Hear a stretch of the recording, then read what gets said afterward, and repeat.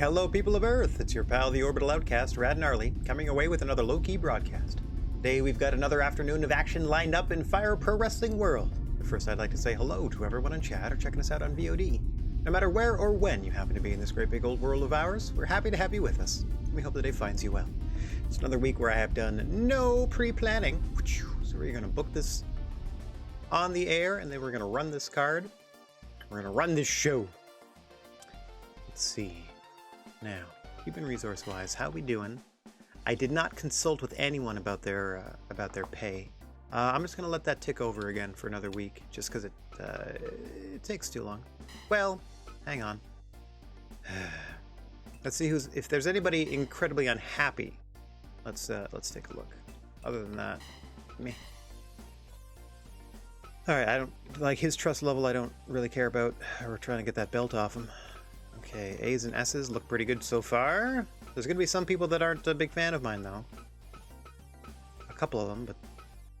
Hey, got our first B. Kevin Owens is still a C. We're going to have to change that. Ooh, alright, we're going to go ahead and maybe leave Serena Deeb off the card today. Let me just make a note of that. Serena Deeb, too banged up. Out of contention for things. I guess also a nice way to check to see how everybody's doing here. Okay, so down through the main roster, we're doing all right. Next is starting to get a little worn out down here. Lots of S's I'm seeing. Oh, here's our first B, another B. Oh, now we're into some trouble. So Luna Vachon, our least excited wrestler to be on the roster. Again, we're going to try to help these peeps out with title opportunity, or at least a chance at one today or something. Sting, of course, is our champ, so he'll be in the main event. That'll probably help him feel better about himself. A's, S's. Yeah, pretty good. Just the one C out of everybody.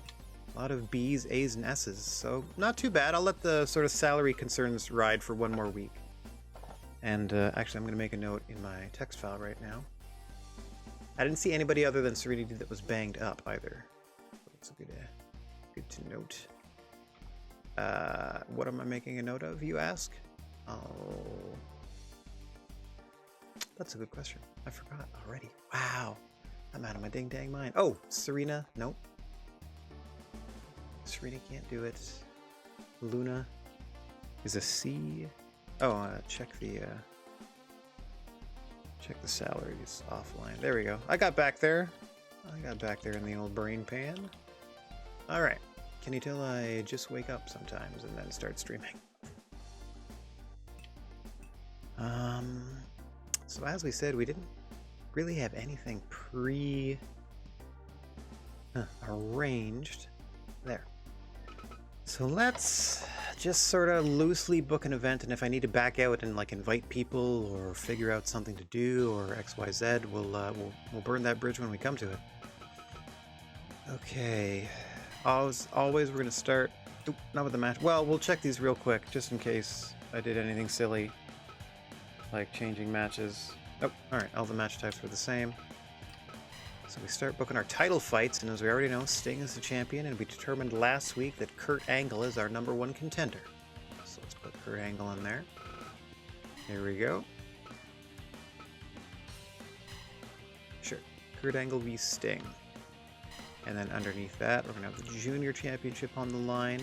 Bill Bullock will be defending against Chris Statlander, who also won a contendership match.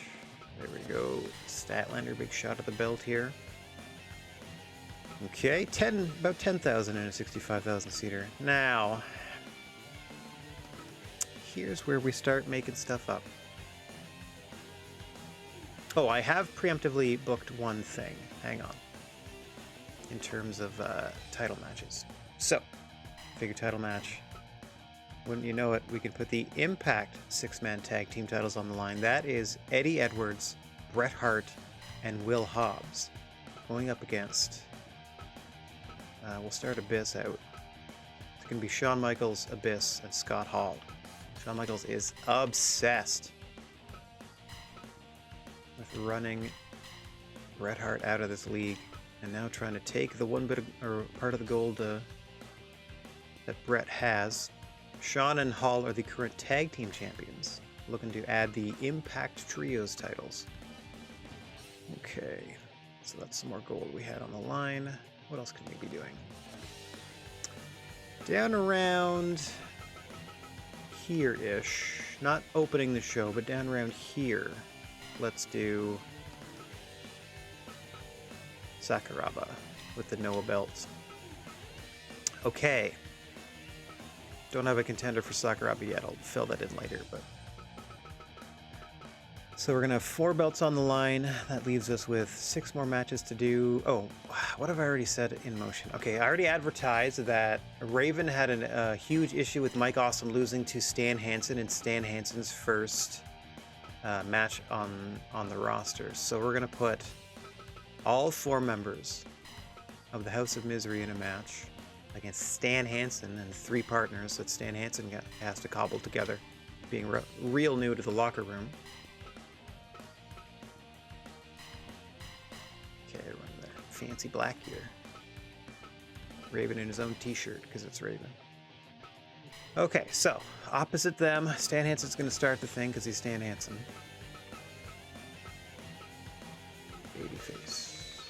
I'm pretty sure I put him as a babyface. Yeah, there's Stan. Haircut and some wrist tape. Just to clean things up. Okay, so now we got to put our thinking caps on. So that's Stan is kind of opposite Raven in this case, or maybe a Mike Awesome in this case. Either or, we're trying to sort of match styles or something. So let's start with Hayabusa is the junior heavyweight on the team. Oh, there, this is perfect. So Speedball Mike Bailey will counter Hayabusa. And then we need 2 more heavyweights, one for Taz. Let's see.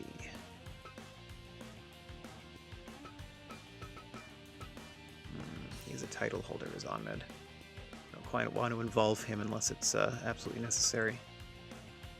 Adam Page teaming up with another cowboy makes sense. So we'll put Hangman in there. Maybe 1 more heavyweight, perhaps another sort of beefier or ground-based one. The other. Oh, Kobashi, perhaps. That's our... Yeah, let's go Kobashi. All right, former world champion Kobashi. Oh, that's fun. I thought maybe the 4th costume would be like the classic orange tights. Nah, entrance attire. Just doesn't bother to get out of it the whole show. Okay, so there we got a formidable 8-person match to open us up. That's going to be Stan Hansen, Speedball Mike Bailey, Hangman Adam Page, and Kenta Kobashi versus the entirety of the House of Misery. So that's Hayabusa, Taz, Mike Awesome, and the leader Raven. Now, I have a couple of tag matches in mind because I'm going to do a short sort of playoff series where we have 2 tag matches on this show, and then the winners of those 2 matches will face off on our next card, and the winner of that match is the #1 contender for the tag belts. That's why I've also sort of occupied Scott Hall and Shawn Michaels in a trios tag match while the sitting GWA tag belt or tag champions. So they have something to do, keeps them on the show. We're still technically highlighting all of our big champs here. The heavyweight belt, the junior heavyweight belt. Our tag team champions are contending for a title here against some other, fairly well-known contenders or for fairly well-known competitors. Now we got this 8-man to open us up. We're going to do another 8-person match later in the show to do a #1 contendership for the Legends Junior belt. But we're going to bring the Wheel of Fate out for that. Before that, let's set up these tag matches that I had in mind. So on the face side of things, because they were our least happy, we're going to give them an opportunity here. Maybe we'll put them higher on the card and that'll make them feel even better. But we're going to do Luna and Bison Smith as a tag team, which I just think would be a pretty fun combo. There we go. Luna and Smith. And I had thought to put them up against a couple of heels here. Let's, okay, who else isn't... Oh, Kevin Owens is our other C. Okay. Let's put Kevin Owens in this one. You can wear your Raw's War shirt. And we'll put you in there with Brody Lee as a tag team partner. How's that suit you? In the dark purple. So, Brody Lee, Kevin Owens versus Bison Smith and Luna Vachon. One of these things is not like the other, but she's a tough gal. She can hold her own. And let's put the other, like, let's just sort of sandwich the Noah heavyweights with these 2 tag matches, I guess. What are we thinking for? Well, I mean, we can't. Oops, that's singles. We can't think of tag team title contention without the most successful tag team in our company's history. So, going over to the baby faces here and grabbing Montez Ford and Angelo Dawkins. This is the Street Profits. Okay. Our one full-time tag team, kind of constantly in the mix, so we'll see what happens. Now, who can we put them against on the heels? Oh, got it. Got it. Okay. Moxley and Punk. See if they can take out the Street Profits. There we go. All right, starting to fill up this stadium. Don't have an opponent for Sakuraba yet. Sort of have the bottom of the card filling out. Let's see. Top of the card. Well, 5th on. We got. So that's a 6-man. Let's put our other 4-way match or our 4-on-4 match here. So we have to do like. Hang on 1 second. We need an opponent in the 3rd, and we need 5, 6, 7. Yeah. So we'll put our big multi-person match here, and then we'll just do a couple of singles here. Who haven't I seen in the ring in a while? Let's start on the heel side of things. Who haven't I seen in the ring in a bit? Okay, I'm going to leave a lot of the junior heavyweights alone because they can be in contention for other things. Yeah, Deeb's out because she's got to rest. Haven't had Kenny Omega on the show in a bit. Popularity is waning because of it. Okay, what else do we have going on here? Eddie, haven't seen Eddie in the ring in a bit. And the singles match. What else haven't we seen? You know what? I don't think we've had Keith Lee in a singles match in a while. So let's put who's on the heel side here, actually. Oh, I know. Okay, Bobby. You can fight Keith. Put your, there you go. And Eddie can fight Okada. Seems fun. Oh, we've already filled the sucker. All right, so let's crank up the ticket price. Okay. I don't think we can do it in 2 matches. Well, we'll see, because it's 8 people in there. We might draw fans of all of them. So we need an opponent for Sakuraba, and then we need to fill out this 8-person number 1 contenders match. So first, let's do this. It's an 8-person match. They're not going to start the match, but we do have, from Ring of Honor, Mandy Leon is in. So she's going to be sort of our wild card and already in the match. So let us instead go from this screen to our our fantastical and wondrous Wheel of Fate. Let me just throw myself down in the bottom corner. There we go. As you can see, I already put Mandy in the blue team, and we will spin this wheel with all of the remaining junior heavyweight competitors and build ourselves tag match here. So let me just hit the wheel and see who's going to join Mandy Rose and captain the team in the red corner. Kevin Blackwood getting another opportunity. Okay, we'll move you. Shut this down. That's going to be Team 2's captain. Proper tire. I'm just going to call him Kevin. Just because Blackwood probably won't fit. And then back to the wheel. Okay. Now, partnering up with Mandy Leon, we're going to see the following athletes. Becky Lynch. Okay.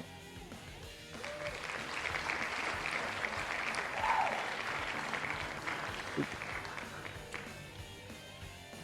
Becky.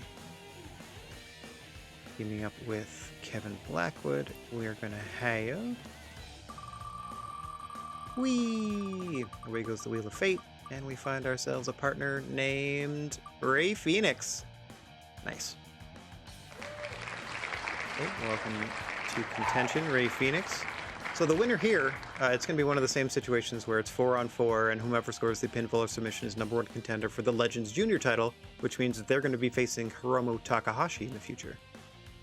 Okay, so Kevin, Phoenix, and we build from there. Boop. Athlete number 3 in the blue corner. Come on down. Yohei, I think. Oh, that's close. Oh, Yohei by a pixel. Okay. Team 1 properties. I realized with a roster of 50 athletes, I need to find ways to get people on the card. So this is why we're doing lots of Wheel of Fates and eight-person tags. Okay. Interact with this. Boom. We need another bit of opposition in the red corner, and we have it in the form of Flamita. Okay. Flamita. Oh, too far. You've gone too far. There we go. Flamita. All right, the final competitor for the blue team is as follows.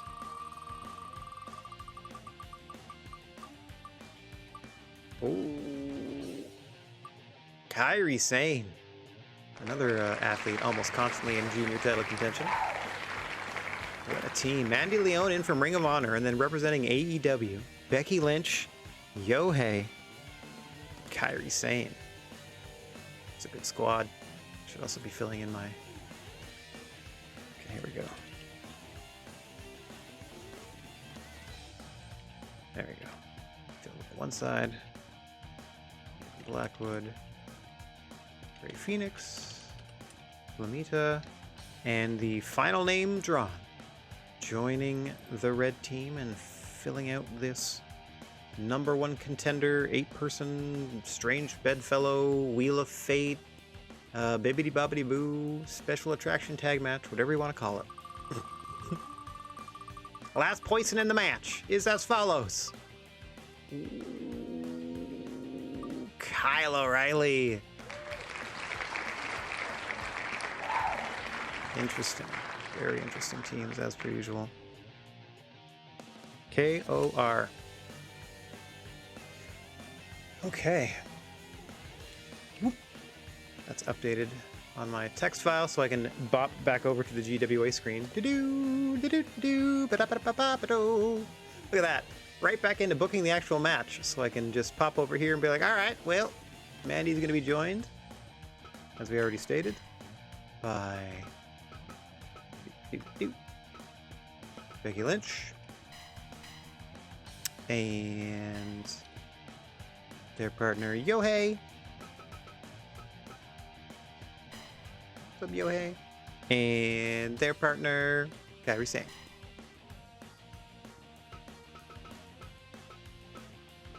Boink. Does she have white gear? Oh, she do. Huh. Sure. Okay. Lynch team. And on the other side of things, Kevin Blackwood. We have, saw them over here, Flamita. Sure. We got Ray Phoenix. Oh, we also have Kyle O'Reilly. A lot of factional representation on this squad. I just noticed. That's interesting.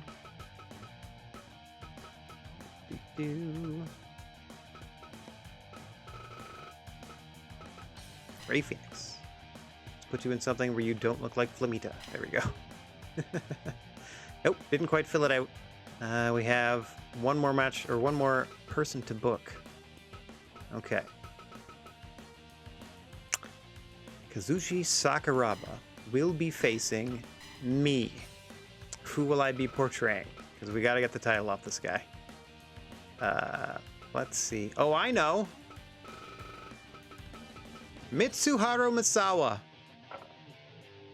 We're going to go ahead and put the Noah... Mr. Triple Crown, it says. This is his nickname. We're going to go ahead and put the GHC title on Mitsuharu Misawa. If we can. It's been a long, long time since I've played this thing on my own. And I don't know what difficulty level they're going to be set at on hard for this. So who knows? Hopefully it's an entertaining match. We've got ourselves a filled out card. 61 out of 65,000 at 20 bucks. I think we're going to keep that. This is like obscene. Because, like, we're filling the place up to like 72,000, but I don't, like, I'd rather do the 61 and charge them double. That's just the business side of things. Unless I did one step down, where I could almost do 40 bucks. Get 30,000 people in there paying 40 bucks, which is still like 1.2 mil versus if I do Arena 20, still like 1.2 mil. I'm gonna do this. I'm just gonna leave it as is. We didn't fill the place, but we got pretty close.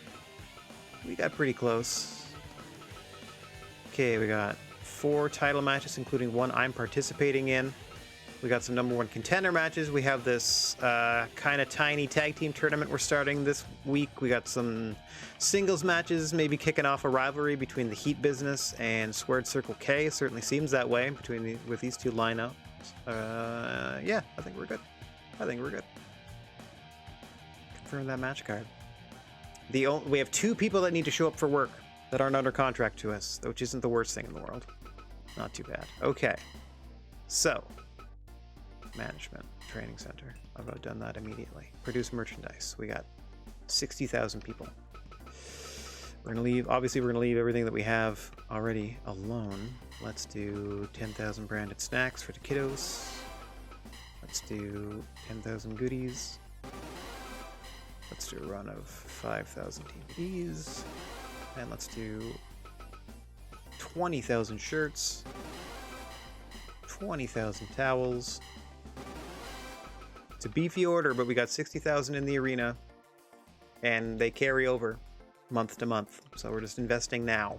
Do we have a broadcast contract? We do. We got 200 grand. Can't fire 2 or more wrestlers. Well, we have pretty much the roster that we kind of want, so I think we're okay for the moment. We'll see though. 2 or more. Must not dismiss 2 or more, so I can fire 1 person over the next 9 months. Oh, which is going to be Sakuraba. So, there you go. That's funny. Good thing I already had that built in, I suppose. Okay. Save that. I'm actually going to go ahead and do their salary concerns. Okay, Kevin Owens, he has a salary concern, and he's at a C. Oh, he's already booked. I don't think I can. Never mind. I'll do that off air as I intended. Okay. Shall I send people elsewhere? Whom shall I help boost? Let's give GCW a bunch of people for no reason. Here you can have Darby.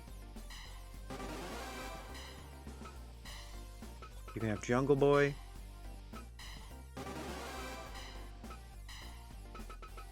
can have Kylie. Like, take the whole junior roster. Put on a great show. You can have Britt Baker. You can literally have everybody that's not working. It is a GCW invasion by the GWA. Here to try to help out in some capacity. If you're not a champion, roll on through. Here, send Regal. Of course they say yes to all of these people. Okay, we got Liger we can send them. Let's see if there's anybody they turned down. Do Omega come on through. Okay. Obviously Serena Deeb can't go because she's Hoyt. Suzuki come on through. They have no interest in working with Minoru Suzuki. That's fun.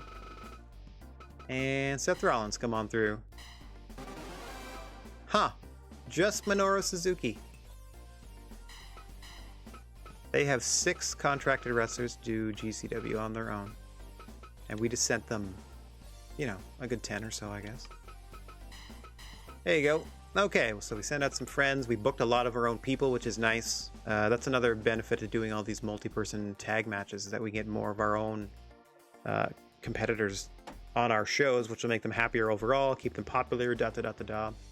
I don't like doing a lot of multi-person matches because I consider these like these monthly events like kind of pay-per-views or bigger shows. So you try to book like, you know, more impactful and meaningful like singles encounters, title matches, stuff like that. But if we have to start fleshing out the card like this, you know, we're just going to do what we got to do. Okay, we're going to proceed. Actually, let me save again just because I only checked one person's salary concerns, but we can't do anything about that anyway because everyone is on assignment. unless you're a champion or hurt. So we are ready to proceed. How long did it take us this time? Only about half an hour this time to whip through. Okay, finalize management decisions for the month and proceed to the results. Sure. With confidence, I shall say sure. With the June event, it's the middle of the year. Everybody's here? Yes. Yep, all 10 matches are on the card as booked. Love it. We got our 61,000. Everybody that said they were going to show up, or at least our attendance forecast, was accurate. So we got about 62,000 in the arena. I anticipate some of them leaving before the main event, because that usually happens. Okay, but right out of the gate, Stan Hansen debuted for the GWA just last month in a winning effort against Mike Awesome from the House of Misery. And the House of Misery's leader, Raven, didn't take too kindly to that, and so challenged Stan Hansen to find 3 friends in the locker room, knowing full well that Stan Hansen was brand new to the company, to face the entirety of the House of Misery in 4-on-4 competition. And Stan Hansen has had some friends step up. They are as follows: Speedball Mike Bailey, Hangman Adam Page, and Kenta Kobashi will be joining Stan Hansen to face Hayabusa, Taz, Mike Awesome, and Raven, the entirety of the House of Misery. Let's get on down to the ring for 4-on-4 Actione. Hiya!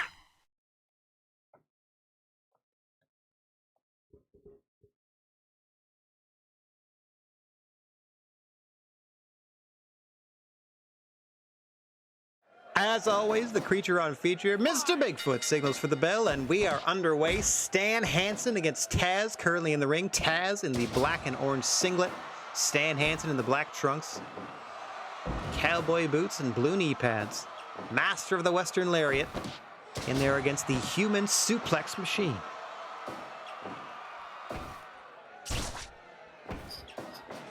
Nice, belly to belly, way to pop those hips. Low center of gravity on Taz. Really uses that to his advantage. Trying to wrestle a boulder at times, trying to throw Taz around. Meanwhile, he can easily suplex most of his opponents. In comes Hayabusa, the high flyer of the House of Misery, the junior competitor amongst their ranks. You can see that Stan Hansen recruited Speedball Mike Bailey from our own junior division to try to counter the presence of Hayabusa, as in comes former GWA World Champion Kenta Kobashi, answering the call.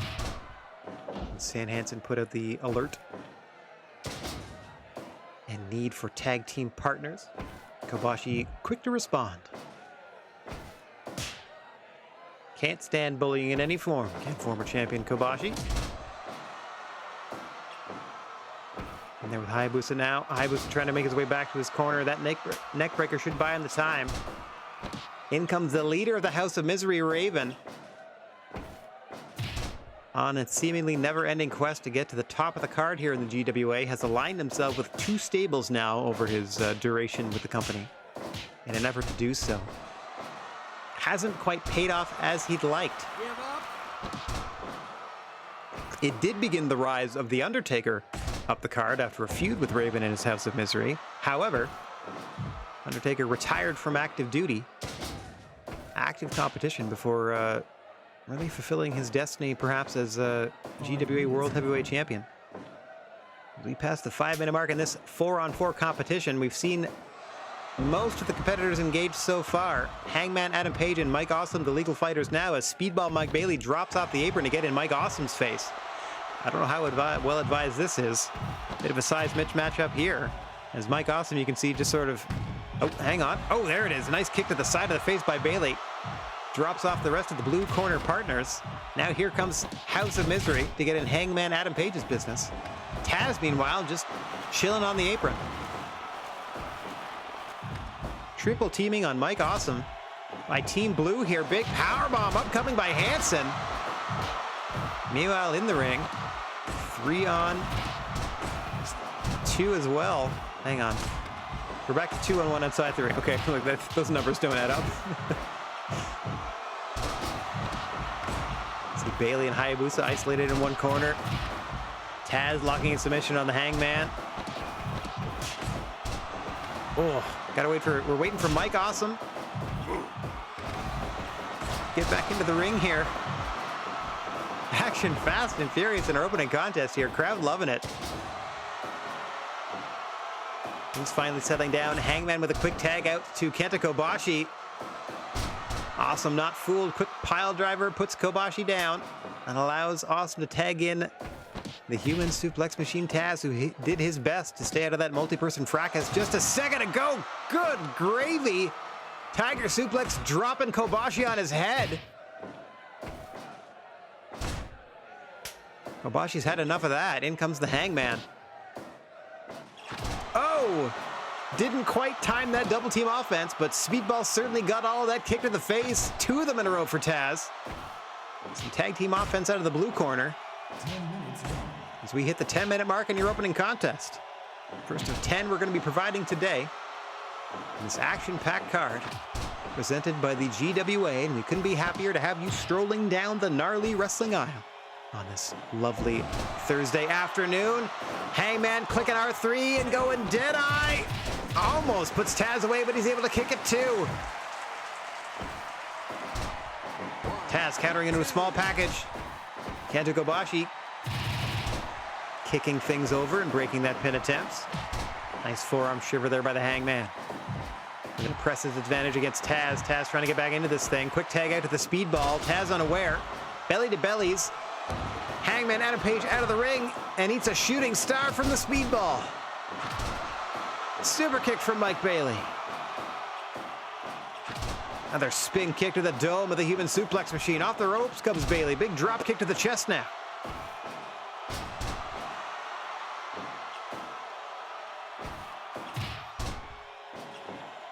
Highly educated feats of Speedball Mike Bailey. With the Ase DDT.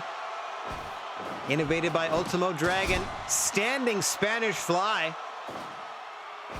Taz is in the red corner though. Bailey trying to beat him back toward the center of the ring at the very least. Nice drop kick.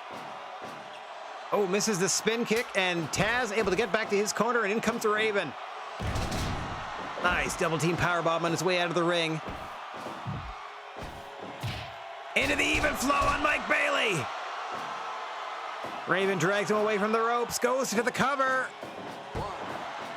2. Oh, Bailey barely rolls the shoulder. You saw the rest of the House of Misery playing defense there. Somehow, some way, Speedball Mike Bailey just able to roll the shoulder after that even flow. Able also to make it to the blue corner. Oh, Kenta Kobashi with the burning lariat to Raven. Even flow to Kobashi. Raven had some finishers charged. Unfortunately, the wrong part of town if you're going to pin Kenta Kobashi, who drops Raven with a brainbuster. Raven right back to his feet. Oh, a huge lariat from Kobashi going up top. Moonsault lands 1. And before the count of 2, in comes Mike Awesome to save his boss, and another even flow from Raven. Try to drag him to a safe spot. That's difficult to do in this part of the ring. Unable to do it. Has to break the pin attempt. That could have saved Kobashi right there. As Hangman suspiciously drags Raven back into his own corner before his tag team partner Kenta Kobashi has to reposition Raven all the way across the ring. Bit of miscommunication out of the Hangman there. Well, the end result is fresh tags on either side. Stan Hansen for Team Blue. Hayabusa representing the House of Misery.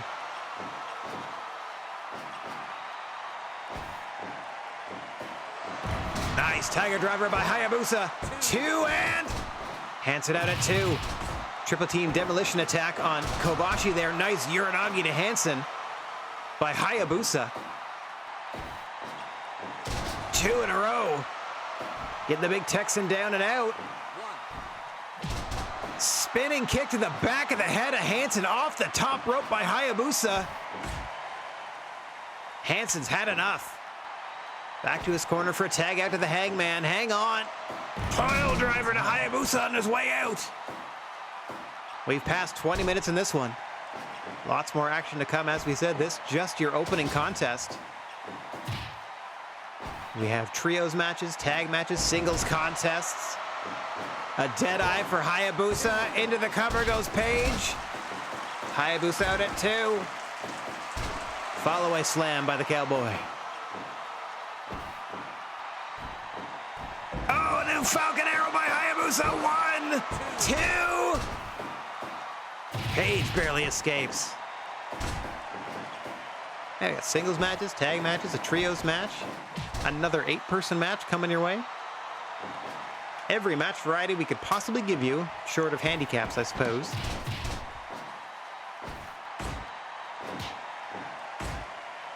As now Mike Awesome and Hangman Adam Page going tete-a-tete.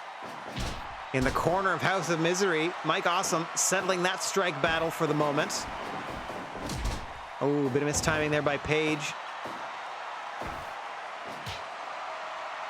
See Awesome positioning himself between Page and his partners. Works momentarily, but Speedball trying to help his partner out, unable to do so. Hang on. Body slam into a frog splash by Awesome, going up once again. 2 in a row. Wrong part of town, however. Not going to be able to pin Hangman Adam Page from there, I shouldn't think. As Page quiz quick to tag out to the Speedball Mike Bailey. In there now with Mike Awesome. Oh, spoke too soon. In comes Raven. Big shoulder tackle off the ropes. To Bailey. Raven's got to be thinking even flow once again. He's already hit a handful in the matchup. I'm sure he's got plenty more in the chamber. Hang on. Ultimate weapon from Mike Bailey. The shooting star double knee press to the chest off the top. Somehow Raven still fighting. Purely on instinct at this point. As Bailey goes off the ropes once more. Big drop kick to the back of Raven. Raven hanging in there and hanging in there. Oh, nothing but unkind words for Speedball Mike Bailey as the leader of the House of Misery with a big Russian leg sweep. Speedball up first. You got to think Raven's still struggling to catch his breath after that ultimate weapon. Tag team Enziguri by Hangman and Mike Bailey, as in comes the Cowboy, hoping to finish off Raven here. Smartly keeping Raven in his own corner with that follow-away slam. But he suffers an even flow. Raven taking too much time perhaps to pose for the crowd. Again, the wrong side of the ring to put Page down, and Raven's got to know that by now. Successfully lures Hangman Adam Page across the ring, does Raven, with a quick tag out to Hayabusa as well. Raven real proud of himself, as you could see with that pose afterwards. Hangman off the ropes. Oh, both men bump heads and are down. Page back to his feet first. Making sure to specifically tag Kobashi. You saw he had the opportunity to tag anyone on his side. Waited until he was over to tag Kobashi with the half and half on Hayabusa. Falcon Arrow! Unfortunately for Hayabusa, once again, wrong part of town for the House of Misery, and had a number of opportunities undone by poor ring positioning has the House of Misery in this matchup so far. Another one about to rear its head here with that Tiger Driver that you can see Stan Hansen football tackling Hayabusa out of. Now trying to go chop for chop with former world champion Kenta Kobashi is Hayabusa. Oh, God. Spin kick, no match for the Burning Lariat. Quick backbreaker by Hayabusa, nicely done, and in comes Mike Awesome.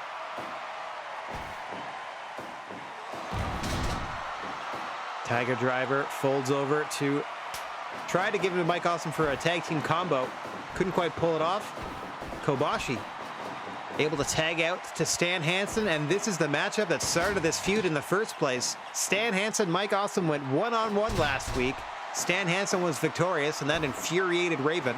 That set up this 8-man tag today. Big sitting powerbomb. But again, Kenta Kobashi saving things for his team captain, Stan Hansen.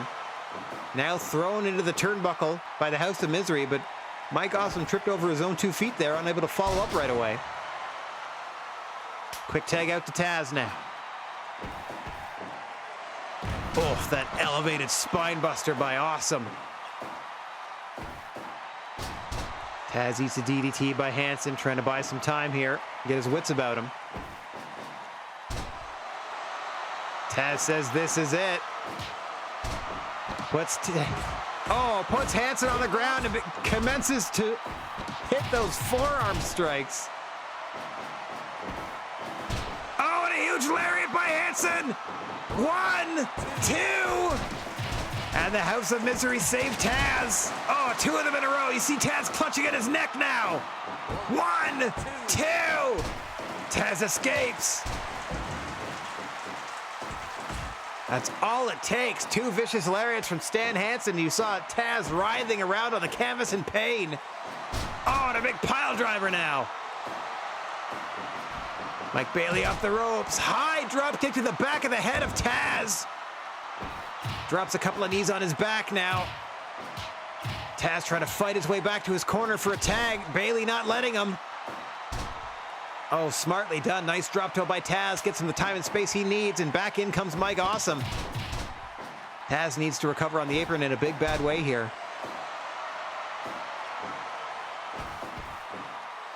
Oh, huge spine buster to Bailey.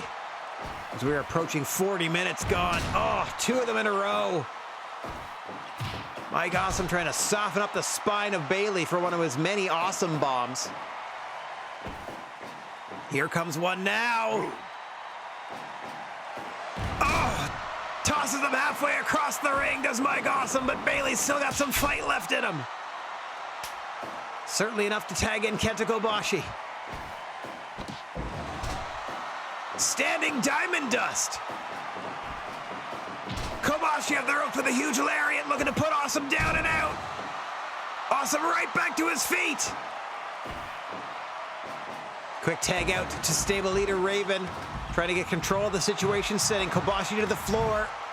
All 8 participants now in the red corner of the ring, but outside of it. So this is my opportunity to tell you that there are no disqualifications or countouts outside of a GWA ring. The action will continue until the legal fighters have returned and order can be restored. Too much to call. As you see, Bailey and Awesome isolated in another quadrant of the ring here. The other 6 fighters still in that red corner. Raven now has a chair. Oh, Kobashi able to chop Raven across the eyes there, causing him to drop that steel chair. Hayabusa sent out bodily. Big burning lariat to Raven, who clutches his neck. We've officially passed 40 minutes gone in this one. Mike Bailey legal for Team Blue. It seems Raven's legal for his squad. In there with the speedball.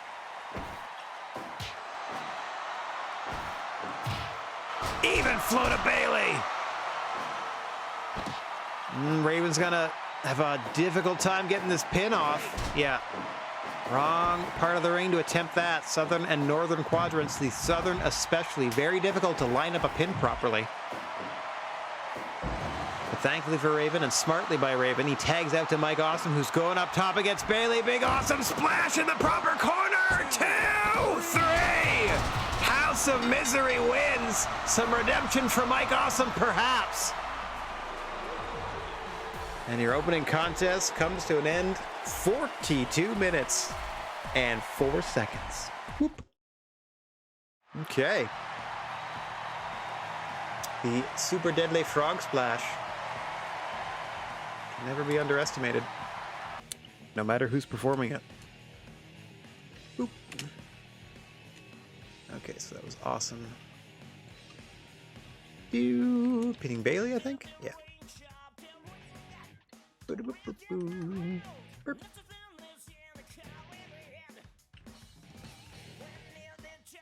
go.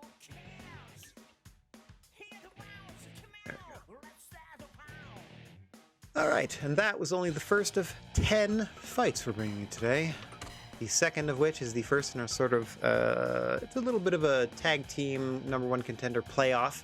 We're gonna have the 2 semifinal matches today. These 2 here. And, you know, next show we book, which will probably be next week, we'll we'll go ahead and do the finals on that card. And the winner of that match will face the tag champs, Scott Hall and Shawn Michaels. I guess 2 or 3 cards from now, however that works out. For now, though, we're going to figure out one of the 2 teams that's going to, advance in that whole scenario, as Luna Vachon and Bison Smith of the Black Moon Fight Club are going to be taking on the tandem of Kevin Owens and Brody Lee. Let's get down to the ring, see how this one shakes out.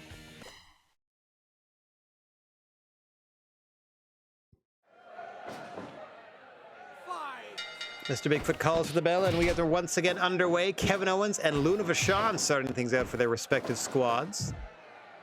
Now there you see in the blue corner the partner of Luna Vachon, stablemate Bison Smith, part of the Black Moon Fight Club, along with Kevin Blackwood and Sting, both of whom we are going to be seeing in matches later in this card. Blackwood with a chance to become #1 contender to the Legends Junior Championship, and Sting defending the world title in your main event against the Olympic gold medalist Kurt Angle. Luna Vachon and Bison Smith in this matchup, an opportunity to get one step closer to adding even more gold to the Black Moon Fight Club. But they're going to have to get through Kevin Owens currently in the ring and Brody Lee on the apron. A tough task ahead, despite being a fairly regular combination, and stablemates are Luna and Bison. 2 individual talents could potentially make a great team, and that's what Owens and Brody Lee are hoping for. Bison Smith and Luna Vachon hoping that their stable familiarity and inherent camaraderie will carry them through with superior strategy and technique here, as the 2 powerhouses of each squad, Brody Lee and Bison Smith, going toe-to-toe.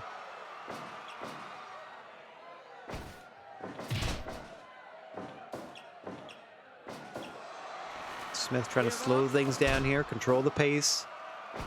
As we said, the winner of this goes on to face the winner of a later tag team matchup in the #1 contendership finals. Then we'll have a little match next week to determine the #1 contenders for Scott Hall and Shawn Michaels and the GWA tag straps.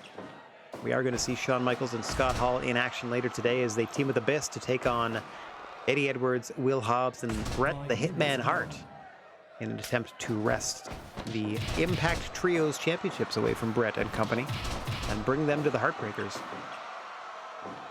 As we pass 5 minutes into this tag match, Luna Vachon in there with Kevin Owens as we started things. Oh dear. Kevin Owens thrown bodily into our own Mr. Bigfoot. Don't worry, we're going to patch them up in between matches. It is a shame that every time they get bumped into, they get busted open.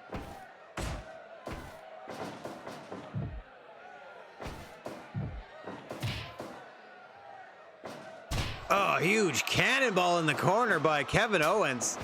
Luna Vachon smartly tags out right away. Now a double team suplex sending Owens to the floor. Luna Vachon and Bison Smith trying to take advantage while they can. But it's the camel clutch by Bison Smith that activates Brody Lee here. Now all 4 fighters out in the blue corner. On the red mats. Oh, big powerbomb to Kevin Owens. Bison Smith trying to grab a chair. Gets cut off almost immediately.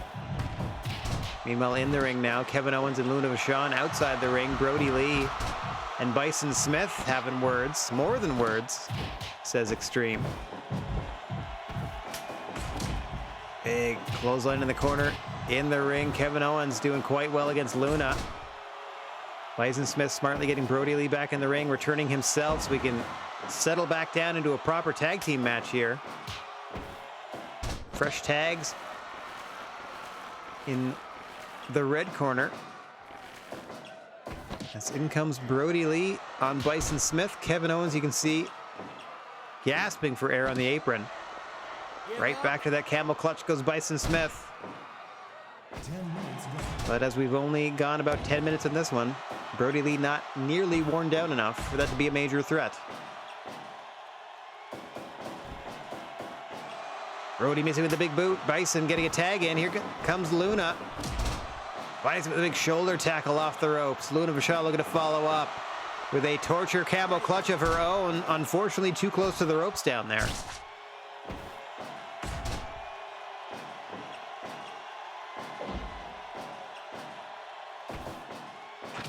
Super kick by Brody Lee.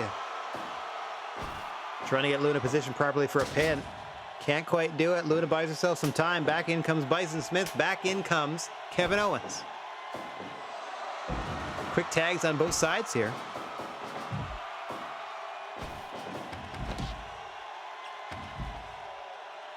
Owens thought he had a bit of an advantage, but you could see Luna Vachon holding Owens still, so he couldn't capitalize, giving Bison Smith the time he needed to get back into the ring. Great teamwork there to the Black Moon Fight Club. And in to the Iron Claw goes Bison Smith. Not quite as deadly as Bill Bullock's Stomach Claw, who we just might see on display in that title match later. But Bison Smith's Iron Claw, certainly dangerous in its own right.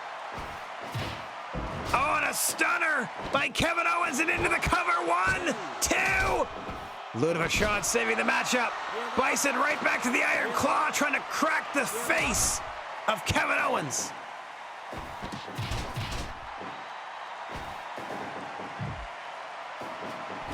Big splash in the corner from Smith.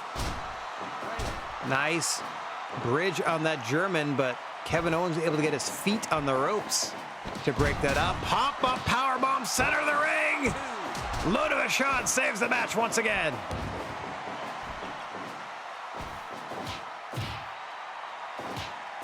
Owens and Smith going back and forth. Big lariat by Bison Smith. Allows him to get a fresh tag, but in comes Brody Lee as well. Luna and Brody now. Brody Lee calling for the crowd, says this is it.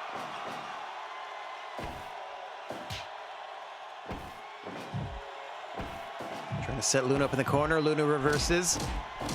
Nice shoulder thrusts into the abdomen. Trying to steal the wind out of the lungs of Brody Lee. Follows it up with a camel clutch right back into the corner. Going up top. Luna bomb off the second rope. Kevin Owens is right there to break it up, however.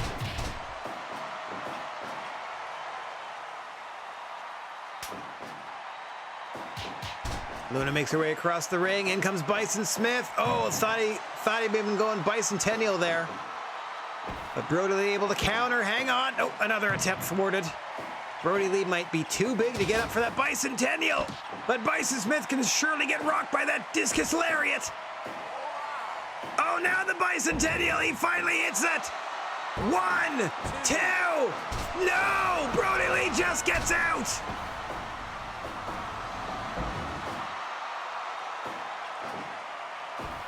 Brody back to his feet. Bison Smith with those forearm strikes to the side of the jaw. Nice side slam by Brody. Gets him the time he needs. Back in comes Kevin Owens. As we approach 20 minutes in this one. What a powerbomb to Brody Lee, but... Oh, hang on! Iron Claw slam to Owens! Hooks the leg deep. 1, 2! Brody Lee saves the matchup for his team.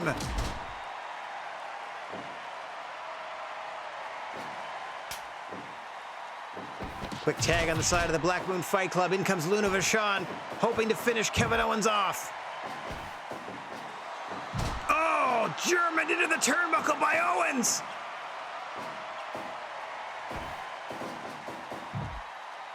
Luna able to send Kevin Owens across the ring.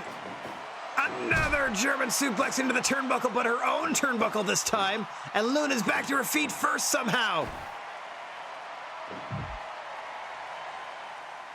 Owens depositing Luna in the Black Moon Fight Club corner. Gives him all the time he needs to tag Big Brody Lee back in. Turns Luna inside out with a lariat. Luna with a desperation DDT. Gotta make the tag. Oh, crawls into a pin. 2. No, Brody Lee just rolls the shoulder. Another big DDT by Luna. Back into the cover. 1, 2, 3. Luna Vachon pins Brody Lee, and the Black Moon Fight Club move on. Would not have called that I mean, Luna not being on the winning team, sure, but a clean pin on Brody Lee for Luna Vachon. Hopefully that makes her happier to be here. And a barn burner. Luna and Bison moving on.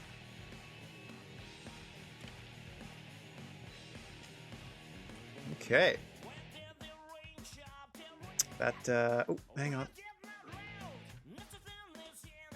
I didn't put in who I was, who I will be playing next, because I have to, I get to beat the crap out of Sakuraba for this next belt. Hang on 1 second. It was 100.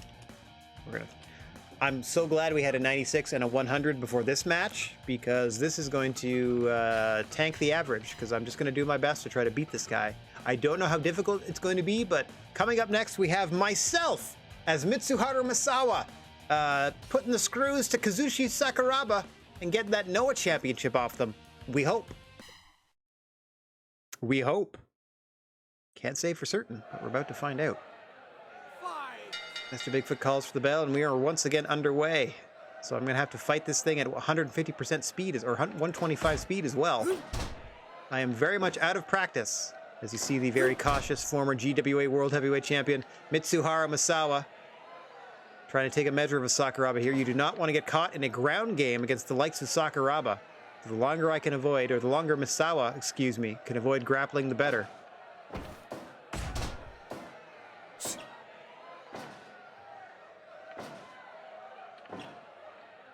Misawa trying desperately to keep Sakuraba at bay here. Ooh. Oh, able to avoid a kick. Nice counter there by Misawa. Off the ropes he comes. Drop kick dodged. Oh. With the wrist lock. Nice body slam. Step over a face lock down by Misawa, trying to keep Sakuraba grounded. With the master of MMA.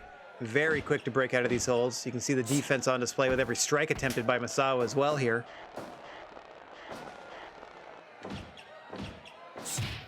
Oh, finally one gets through. Misawa again, very cautious in this. Trying to land these strikes where he can. Oh, able to dodge. Misawa stuffs Sakuraba attempt into a pin after the pile driver. One, no. Misawa trying to end this thing in a heartbeat. Oh, misses the rolling elbow as well. Into the corner, but Sakuraba quickly out of it.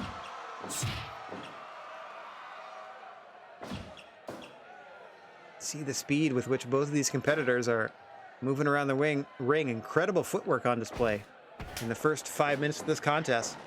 Misawa again able to keep Sakuraba at bay is as best I can describe it. 5 minutes gone. Oh, the throwing German to Misawa, but he rolls through and drops Sakuraba on his head. Oh, elbow shot, finally. Strike battle ensues. Misawa wins with the elbow strikes into the pin attempt once again, but another one count. Back we go to this game of chess, circling around each other. Oh, what a counter by Sakuraba, shoving Misawa into the corner. Oh, Misawa just escaping another attempt there. Might have been saved by the ropes. Oh, able to get those strikes in.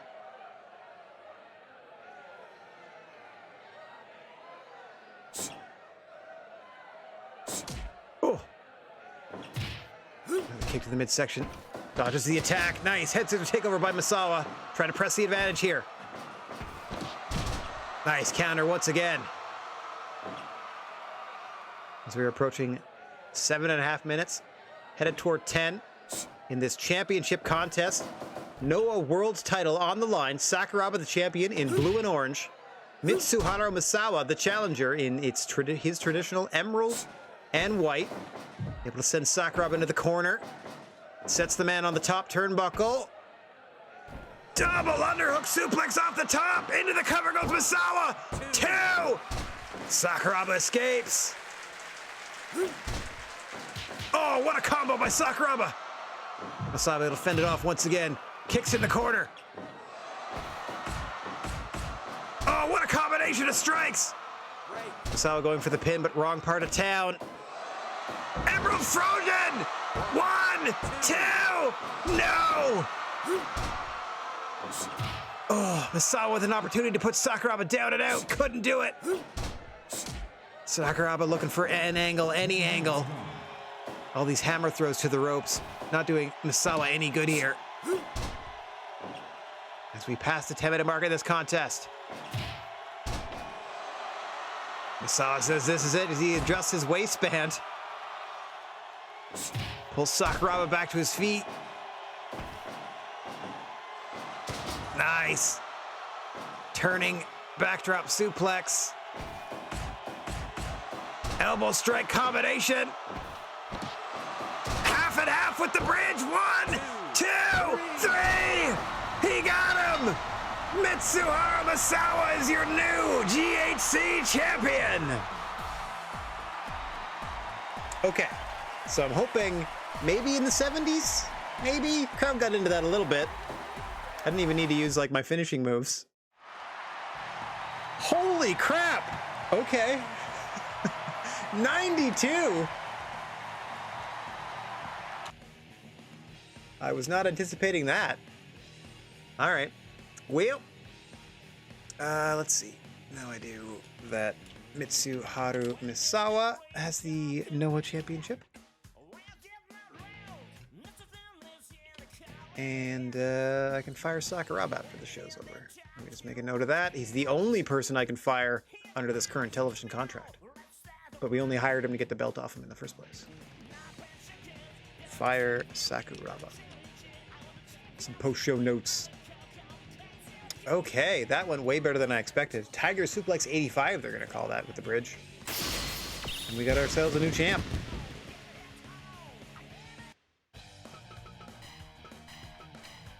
Personally, to me, was just getting started. Like, if he had kicked out of that, or if I'd helped him kick out of that with the button press, I would have, like, you know, tried to circle around a little more, get in a couple more shots if I could, and then try to put him away.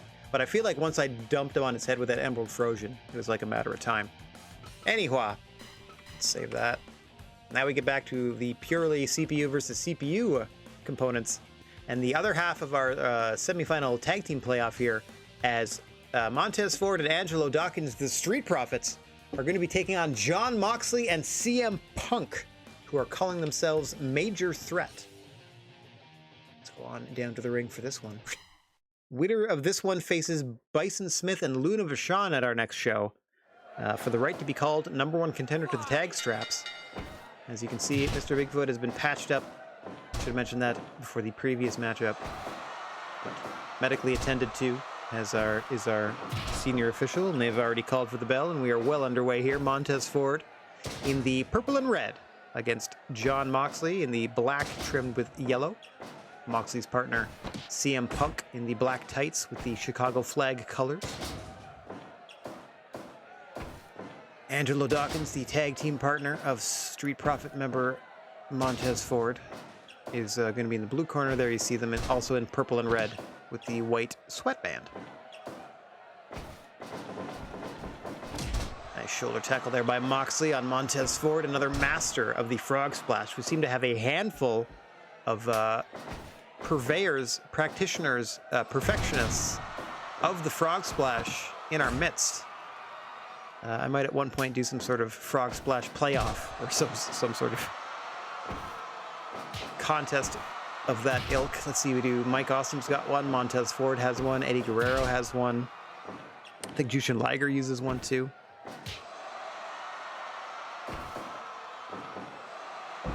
Oh, Kevin Owens does one.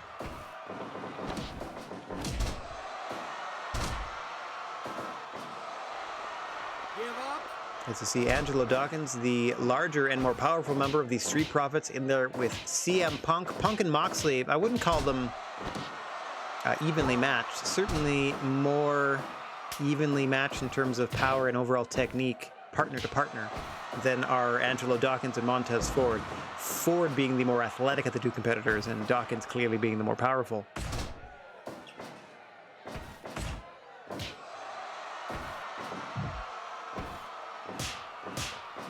Dawkins now try to reverse out of the corner, but Moxley with those chops trying to keep him down and out.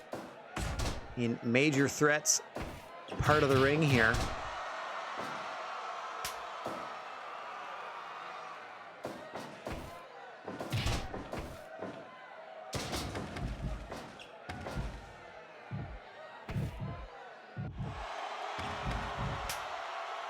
Action now spilling outside. Surprisingly, it's Angelo Dawkins first to grab a weapon. Didn't get an opportunity to use it. As now all four athletes outside of the ring. Action will continue as thus until the legal fighters get back inside. No countouts, no DQs outside of the GWA ring. But what I can tell you is that if you're looking to travel this summer, why don't you dial up Zan Travel for all your travel needs. Travel with Zan. Oh, look at this pair of submissions out of Moxley and Punk there on both members of the Street Profits. Nice tag team continuity at the very least.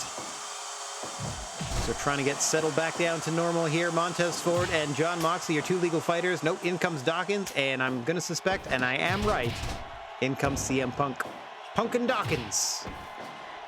Your legal fighters, Punk and Dawkins, Punk and Dawkins.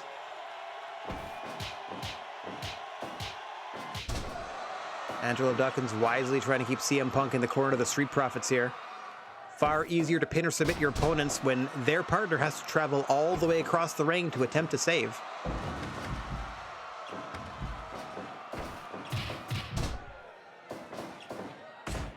See, nice teamwork there by Montez Ford. Well, he wasn't successful in any offensive maneuvers on CM Punk. He was successful in distracting him long enough to get Angelo Dawkins back into the match and prevent CM Punk from getting a tag out of the match. Oh, nice combination of strikes by Punk. We'll see if he follows up with a go to sleep or a tag out, and he opts to tag out to Moxley, which also allows Dawkins to tag in Montez Ford. Fresh competitors for either side once more. We're still battling in the Street Profits side of the ring. A clothesline there, now center. Now Moxley trying to pull things over to the major threat side smartly. Sending Montez Ford into his corner. In comes Punk for a little backup. Same distraction technique used by the Profits works for the major threat. Paradigm shift to Montez Ford. Drops him on his dome, center of the ring. Dawkins with the save.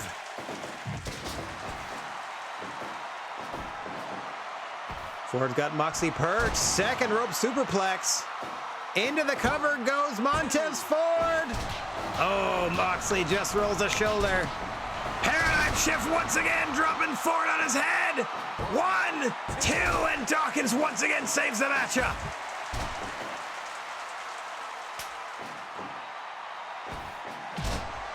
Nice double drop kick from the Street Profits. Wrong part of town, however. Dawkins knows that, trying to maneuver John Moxley back toward his own corner. Moxley wisely gets a tag in, and in comes CM Punk on Dawkins now. Punk and Dawkins. What a recovery by Dawkins! Blink of an eye! He was back up to his feet and hitting that drop kick into the chest of CM Punk. Now able to drag CM Punk all the way across the ring into the Street Profits corner. It's this ring acumen and tag team continuity that has made the Street Profits one of the most successful tag teams in the history of this promotion. Multiple-time tag team champions looking to climb their way back atop the mountain once more. And they got to beat CM Punk and John Moxley for an opportunity to do that. As Angelo Dawkins goes to sleep! Punk into the cover! 1, 2! No! Dawkins kicks out! Meanwhile, Montez Ford just got another paradigm shift! Punk and Moxley looking to put the Profits away while they can! Welcome to Chicago, MFer, says CM Punk. Tag out to Moxley, but Dawkins able to get to his corner. Moxley and Montez Ford in the ring once again. Ford suffered 3 or 4 paradigm shifts thus far. Now setting Moxley up for the frog splash. Rolls him into the cover. 1, 2. No, Moxley escapes. The normally fatal frog splash from Montez Ford going up for a second. 2 in a row to Moxley. Rolls him over. 1, 2. CM Punk saves it. Moxley going up top. Drops an elbow. What a sequence for the Street Profits there. Diving fist drop center of the ring. Punk has to make the save once more. Moxley with a big scrap buster off the ropes. The big boss man slam.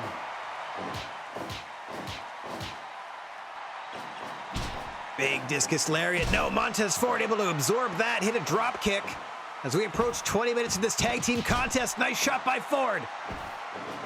Off the ropes go both men. Moxley ducks a clothesline. In comes Punk. Ford retreats to his corner. In comes Dawkins. Dawkins and Punk now. Punk and Dawkins. Sounds like an ice cream company.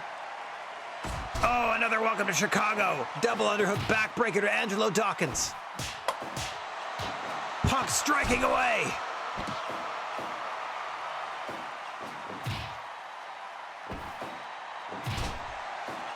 Dawkins looking for something, anything to get back on track here. Punk trying to dim the lights. Try to put him to sleep.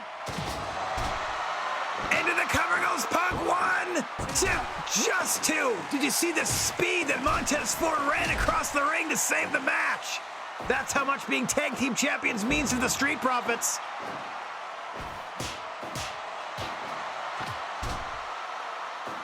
See that kick combination over and over again from Punk, perhaps setting up for the Anaconda Vice. Dawkins just grabs a headlock, drags Punk bodily to his corner.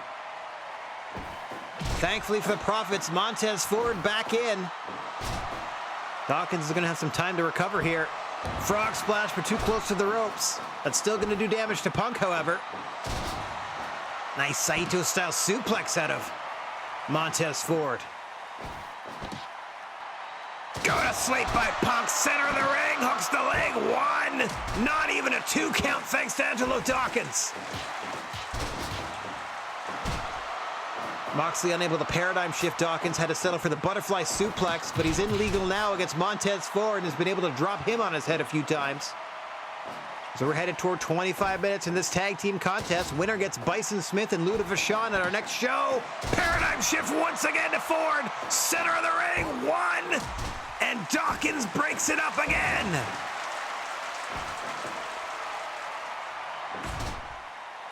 Quick tag out to Angelo Dawkins. Nice double team drop kick. Profits looking to put Moxley down and out here.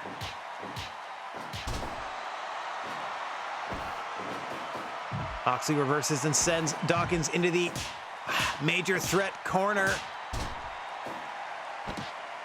Mox just chopping Dawkins down. A chopping Dawkins down.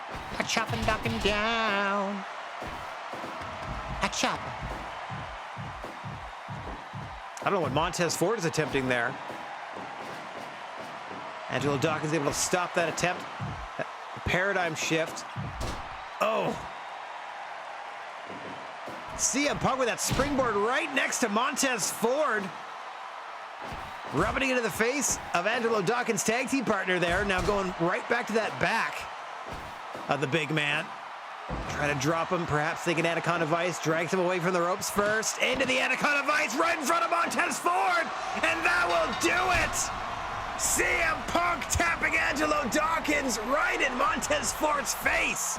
And Punk and Moxley move on. For the first time in a long time, the Street Profits fail in an opportunity to earn themselves tag title contention.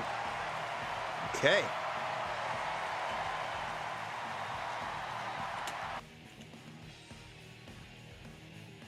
All right, Punk taps Dawkins in our 4th match of 10. And earns themselves a shot against Bison and Luna. Okay, wrote that down for next time. All right, got a singles contest on your way. Speaking of frog splashes, hey, do you like frog splashes? You know who frog splashes? Eddie Guerrero. You know who he frog splashes in this match, perhaps? Kazuchika Okada. The Rainmaker and leader of the Squared Circle K going mano a mano with the leader of the Heat business, Latino Heat, Eddie Guerrero. And as you hear the bell signaled for by our senior official, the creature on feature, Mr. Bigfoot, this singles contest is underway. The two leaders of their respective factions, as we mentioned, Okada in the Squared Circle K and Eddie Guerrero leading the Heat business. Now, these two faction leaders squaring off one-on-one. Eddie Guerrero, a former multiple-time Hall of Fame champion. Kazuchika Okada, a former world champion. A main event anywhere in the country. Kazuchika Okada versus Eddie Guerrero. I guarantee you, if you put that on a card anywhere now, people would show up in droves just to see what the heck you're on about. Okada versus Eddie Guerrero. Excuse me? Shouldn't be possible. These two obviously never met in the ring. Eddie Guerrero's, let's just say his career ended before Okada's really, truly began. To be perfectly honest, I don't think he was even training at the time of Eddie's passing. Was Kazuchika Okada. Likely a teenager.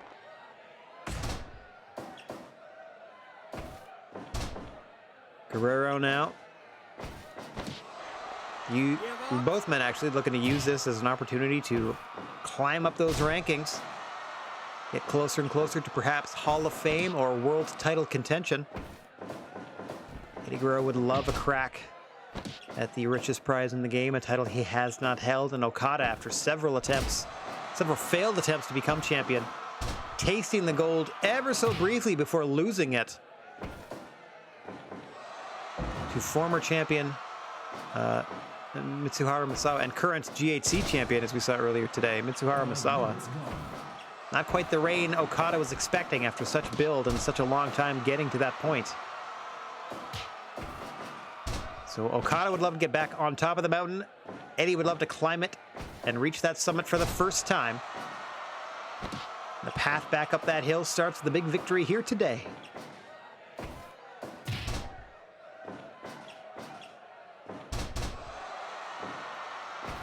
Raking the eyes with a boot is Eddie Guerrero. Classic Eddie Guerrero offense.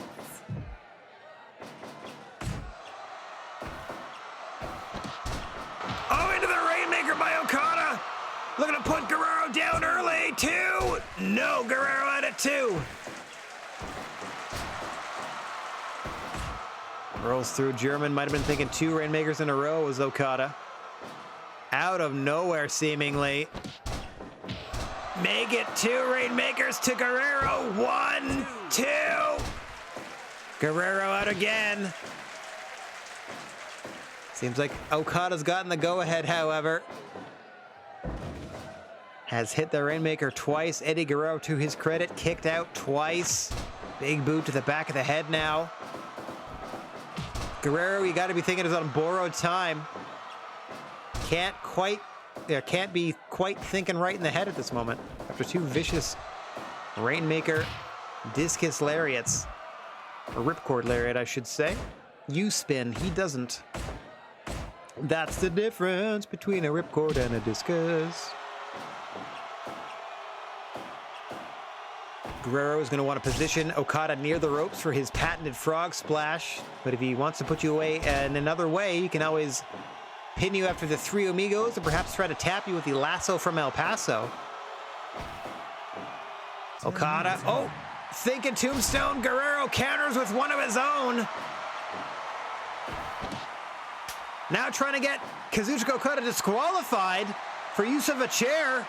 Let's see what the referee makes of this situation. Oh, Mr. Bigfoot not fooled, at least not at the moment. Okada maintaining his offensive advantage here.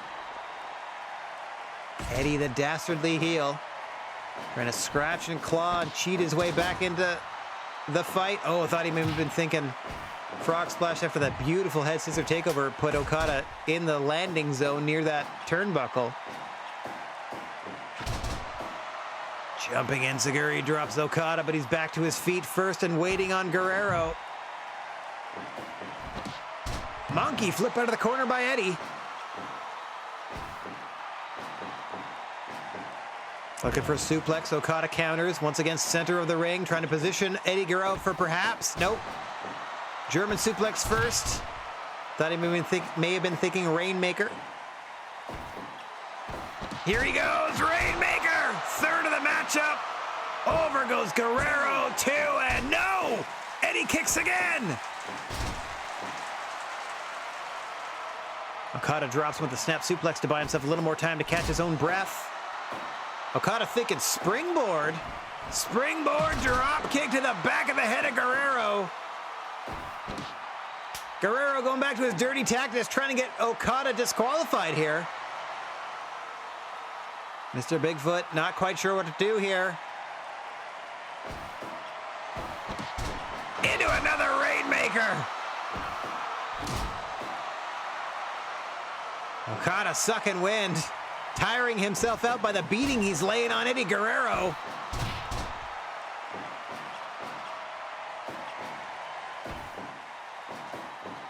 Oh, Eddie again thinking suplex, gets countered, deposited center of the ring.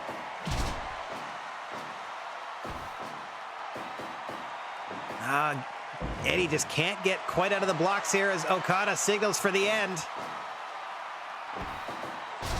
Behind, low German, low bridge on that allowed Eddie to grab the bottom rope.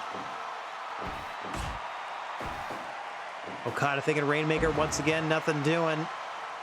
Eddie finally hits that vertical suplex, trying to mount any sort of offense here. Nice victory roll. Hang on. Excuse me, a schoolboy. It's Eddie a 2 count. Okada right back on top of that neck breaker. Fireman's carry dropped into that suplex. More patented offense from Kazuchika Okada. Rolling Guerrero over, got him once again center of the ring. Low German with the bridge. And that will do it. The Rainmaker Kazuchika Okada pinning Eddie Guerrero. Not quite the spirited contest I was anticipating, if I'm perfectly honest. But let's see what the fans thought.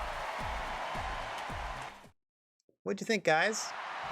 I had a better match than Eddie Guerrero and Kazuchika Okada. Ha ha ha. Put that on my resume as Misawa versus Sakuraba. Okay, no problem. Just want to have a good match. Still in the 90s on overall satisfaction. Okay, here comes our number 1 contender 4-on-4 match.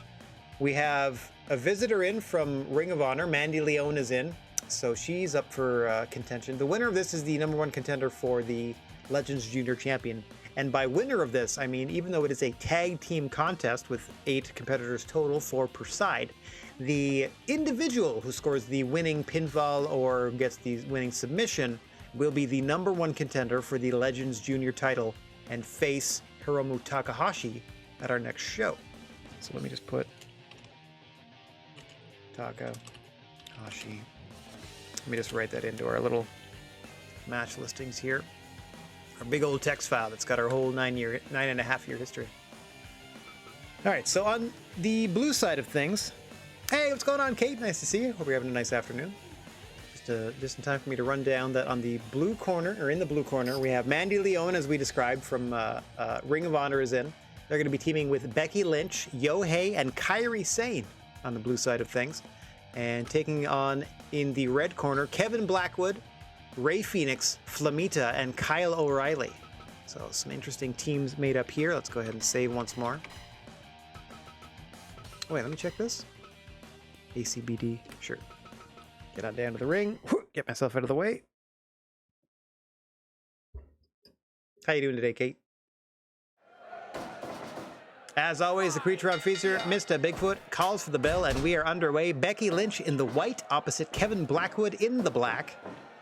Blackwood repping the Black Moon Fight Club. We're going to see the leader of the Black Moon Fight Club, Sting, in your main event later today, defending the GWA World Heavyweight title. I'm doing well, Kate. Thank you for asking.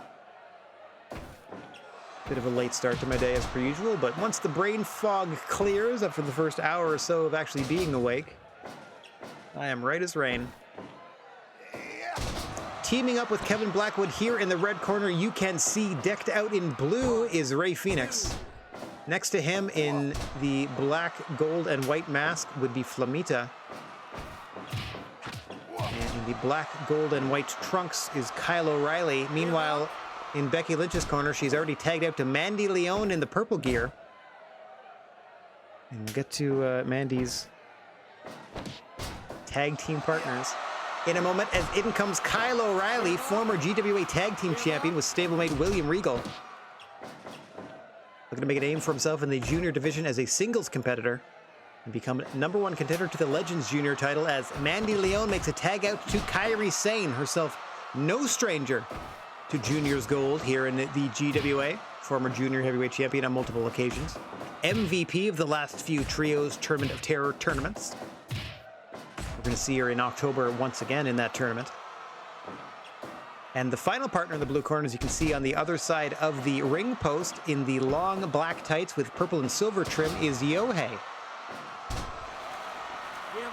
As Kyle O'Reilly with that knee bar on Kairi Sane, two submission experts in the ring. Kairi Sane perhaps with a little more flash and flair to her submissions.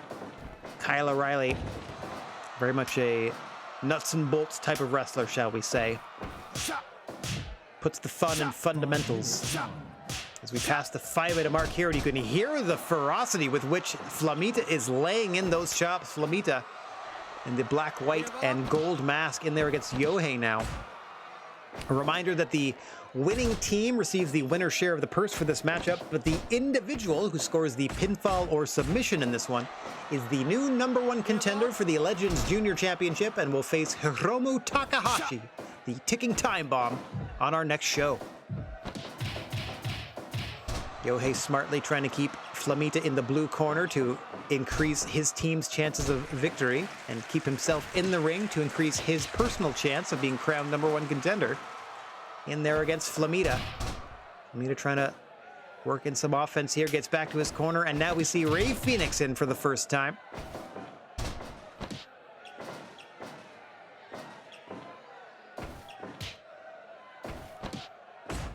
Going tete-a-tete with Yohei. Both of these gentlemen would love to climb to the top of the ranks of the junior division. Get an opportunity at either singles gold, the Legends, or GWA junior titles. Yohei making a quick tag back out to Becky Lynch as we approach the 10-minute mark in this 8-person tag team match, this quad squad activity, for the #1 contendership to the Legends junior title. All 8 of these athletes, or excuse me, 7 of these athletes, I should say, representing GWA's junior heavyweight division, and Mandy Leon representing Ring of Honor. Rey Fénix representing himself with that pile driver to Becky Lynch, almost putting her down, but you saw the whole team, the whole squad geared up to help Becky Lynch survive that one. Oh, Poison Rana dropping Becky on her head. Becky scrambling back to her corner. As Fénix makes the tag to Kyle O'Reilly, so too does Becky Lynch make the tag to Kairi Sane at the 10-minute mark. And with 2 fresh athletes, these teams fight on. Nice assist there by Yohei to get Kairi Sane out of that submission maneuver. Oh, gonna need similar help here. From that front face lock, as in comes Mandy Leon from Ring of Honor. A guest here with us tonight, strolling down the gnarly wrestling aisle. Mandy with a unique opportunity to become #1 contender to the Legends Junior Championship of the GWA. If she helps her team to victory and is the one that scores the decisive pinfall or submission. Rey Fénix tagged back in the side of the blue corner, or excuse me, the red corner. Once again spiking now Kairi Sane on her head. Great ring positioning, and Kairi Sane just rolls the shoulder. Rey Fénix did almost everything right there except get the 3. As he saw some submission maneuvers in the middle of the ring, limiting Kairi Sane's options. But in comes Yohei. Yohei dragged across the ring. Bow and arrow submission by Rey Fénix. In comes all three ladies to the aid of Yohei. Able to set Ray Phoenix up in the opposite corner for that big splash. A big forearm shot from Yohei. Nicely done. Oh, tried a victory roll. Ray Phoenix shrugs him off, and in comes Kevin Blackwood. Proud member of the Black Moon Fight Club, Kevin Blackwood will be cheering on his stable leader Sting in his defense of the GWA World Championship later today, as Sting takes on the Olympic gold medalist Kurt Angle. That is your main event later this afternoon. But first and foremost, we got to crown ourselves the #1 contender to the Legends Junior belt. As in comes Kyle O'Reilly opposite Mandy Leone, representing Ring of Honor. Dragon screw off the ropes by Kyle O'Reilly, trying to wrench the knee of Mandy Leone. Not a very warm welcome from the GWA roster member Kyle O'Reilly to Ring of Honor's Mandy Leone. Oh, able to dodge that rolling forearm strike, but Kyle O'Reilly right back in charge. As we stated, Kyle O'Reilly coming off a short but impressive tag team run with William Regal that saw them get all the way to the World Tag Team Championships. They were then unseated by current champions Shawn Michaels and Scott Hall, who we're going to see in trios activity later in this card as they team with stablemate Abyss to try to take the Impact Tag Team Championships, the Trios Tag Team Championships, that is, away from Eddie Edwards, Powerhouse Will Hobbs, and Bret the Hitman Hart. Nice elevation on that counter by Flamita, but he gets sent into his own corner. Mandy Leone looking for some time and space here and gets it. Fresh tag out to Yohei. Nice double drop kick. Some nice teamwork considering the two have never teamed before. Some more teamwork there from Lynch and Mandy Leone.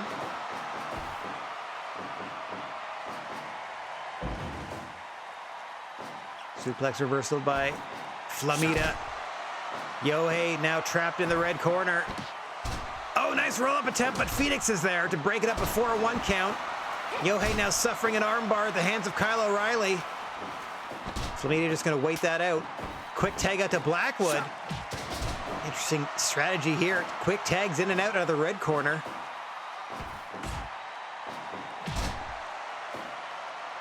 Trying to put Yohei down and out. Yohei trying to fight his way back to the blue side of things to get a fresh tag as we just passed the 20-minute mark in this one. Blackwood able to get Yohei all the way across the ring. Ray Phoenix holding him there. Oh, Yohei able to escape, and in comes Becky Lynch. Both of them started running to the corner. Yohei thought better of it, since Becky Lynch is technically the legal fighter. Oh, a couple of clotheslines in the corner for Blackwood. Comes out of the second one with a cutter. Trying to slow down Becky Lynch. Gets a tag out to Kyle O'Reilly. Excellent self-preservation by Blackwood there. Back in comes KOR, former tag champion. There with Becky Lynch, former multiple-time junior champion of the world. Looking for her first crack at the Legends Junior belt.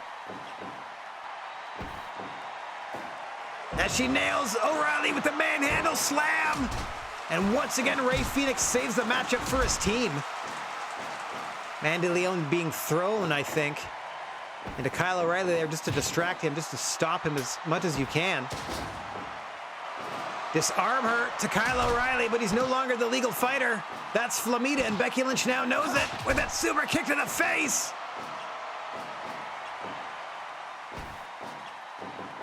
Becky able to reverse, but Flamita able to flip out of the corner. Becky still makes the tag. In comes Kairi Sane. Release German to Flamita. Quick double stomp, a pair of them. Muscle buster into a power bomb. And the match is once again saved with the team in the blue corner. As you can see, Flamita slowly but surely working Kairi Sane into the red. Trying to get her on their half of the ring. It's easier to pin or submit your opponent if their teammates have to go all the way across the GWA ring to try to save them. Now Kairi Sane engage in fisticuffs or forearm to cuffs with Ray Phoenix Kyrie absorbing that super kick, able to hit that knife edge chop across the eyes of Ray Phoenix. Nice forearm combination, able to get back to her corner. In comes Mandy Leone. Double team off the distraction. Double team Enziguri. Technically an Enziguri and a Gamengiri. Back brain kick and front face kick. As Mandy Leone is able to spike Ray Phoenix with a DDT, and what a story it would be if Mandy Leone of Ring of Honor became the #1 contender to GWA's Legends Junior title. Won't happen in this moment, though, as Kyrie Sane has been tagged back in. Dropped on her dome by Phoenix, but once again saved by the blue team. As you see Mandy Leone suffering a triple team demolition attack. Spike after spike on the top of the head of Kyrie Sane here. Sane, I don't think knows where she is. She voluntarily wandered out to the red corner and gets spiked on her head once again. We have to engage concussion protocol for Kyrie Sane following this matchup. That's Flamita. Tag back in. What a double underhook into that backbreaker. Oh, front flipping neck breaker out of Kyrie Sane.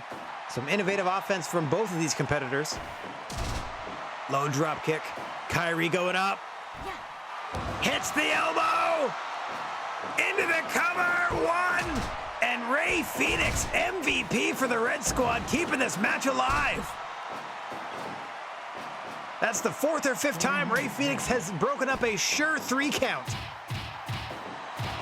As we have officially passed half an hour in this tag team contest. 2 quad squads at work. As now Becky Lynch and Flamita trading blows. Oh no, the super kick to Becky Lynch. She goes down clutching her neck. Kyle O'Reilly's been tagged in. Becky Lynch unaware. Now she knows. Dropped on her head once again. Oh, a snap suplex out of Lynch. Trying to fight her way back to the corner, perhaps. Oh, what a combination from Kyle O'Reilly. Drop toe from Lynch, but Riley's right back to his feet. Oh, just knocking Becky Lynch's block off. Becky with the back elbow. Falling clothesline. Trying to get Kyle O'Reilly set up center of the ring, but she needs to tag out in the worst way here. Oh, into the armbar. Ray Phoenix once again saving the match after Flamita couldn't. Oh, what an axe kick by Kyle O'Reilly into an armbar of his own in the red corner, and that will do it. Kyle O'Reilly taps out Becky Lynch for the win. And the #1 contendership for the Legends Junior title. All right, then. Yikes. Oh boy, oh boy. Okay.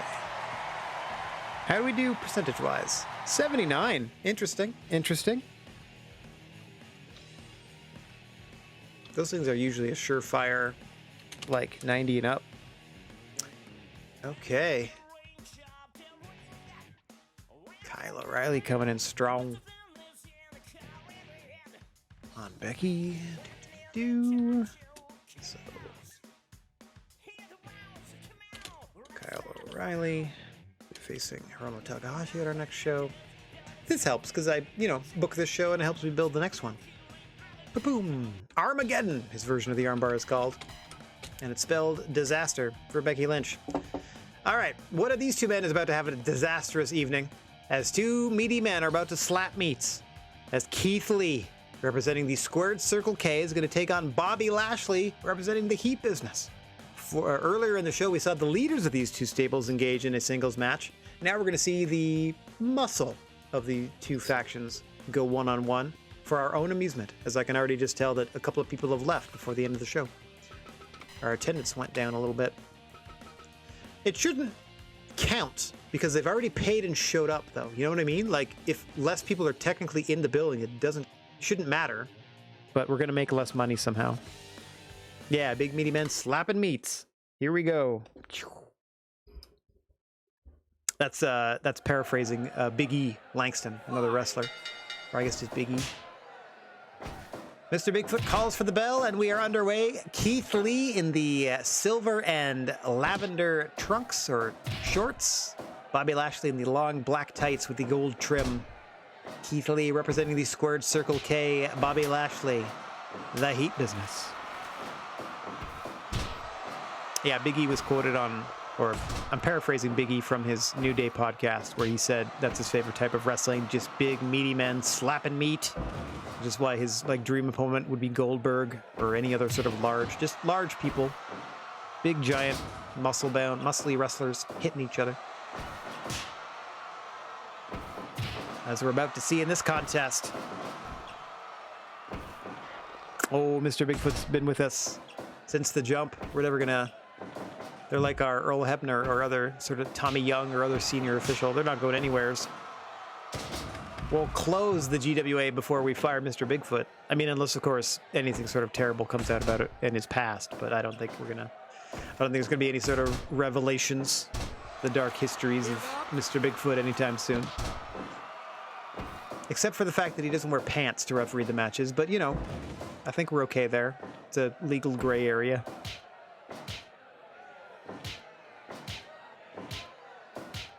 Keith and Bobby going tete-a-tete. Bobby Lashley getting the better of that early strike exchange. Now opting to slow things down. Keith Lee getting out of that predicament almost immediately.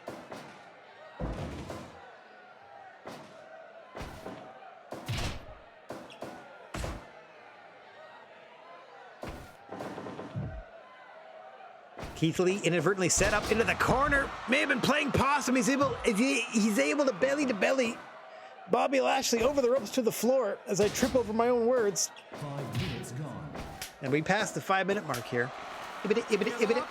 Got a little Porky Pig in there for a second. Nice go behind by Lashley. Another MMA practitioner. A multi-sport athlete, if you will. When he got not bored with, but when professional wrestling temporarily dried up for Bobby Lashley, himself a highly touted and credited amateur wrestler, he made the transition to MMA with some success in the Strikeforce promotion before using it to simply add to his professional wrestling repertoire on his return. First with Impact Wrestling, and then eventually making his way back to the WWE.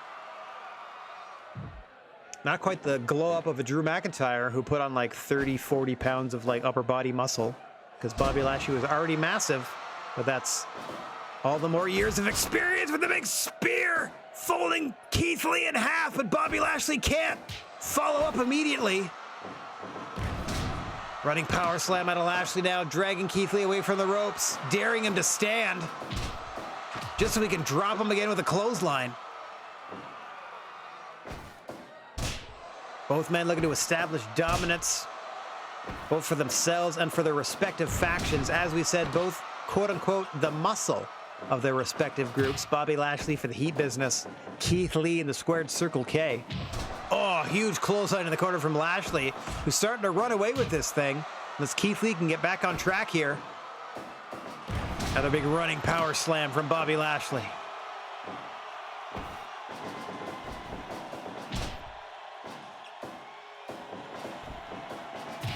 Another big spear off the ropes.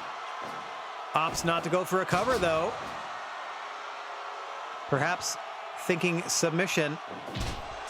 Bobby Lashley might be looking to put Keith Lee away with a hurt lock, his version of the full Nelson. Fall-away slam to Keith Lee at the 10-minute mark. And as we said, the big Keith Lee here has got to get something going. This match might be slipping away from him as Bobby Lashley's off the ropes once more, and another huge spear. Third of the matchup to Keith Lee, but he's still in there fighting as best he can.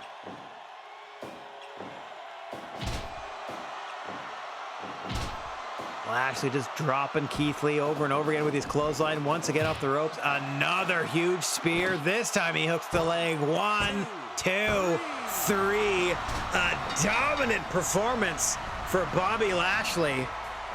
Handling Keith Lee. No other way to describe it. Just handled his business. And business was booming for Bobby Lashley.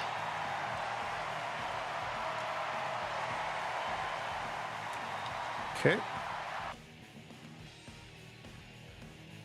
So the factions kind of go one and one there. The Okada beats Guerrero, so the leaders in the leadership race, if you want to call it that.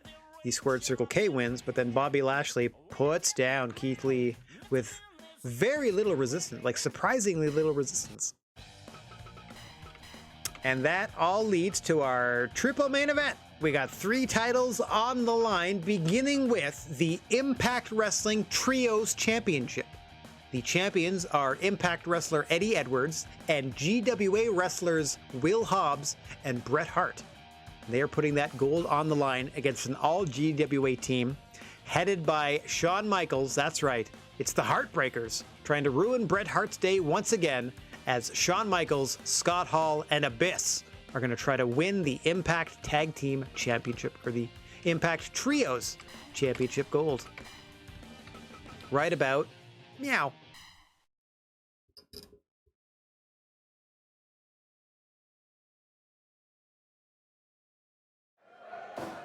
As always, the referee on record, Mr. Bigfoot, is here to call for the bell, and we are underway. Abyss, the Titanic masked gentleman in the white hospital gowns, or hospital suit, what do you want to call it? Scrubs, I guess, white scrubs.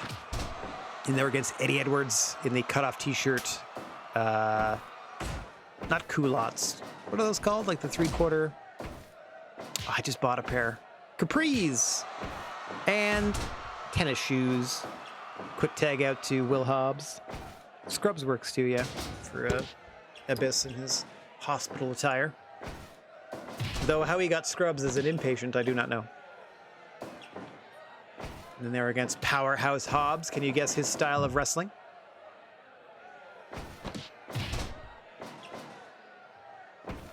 Hobbs, Hart, and Eddie Edwards haven't defended the Impact Trios Championship in quite some time, so we're thrilled to have that on the card.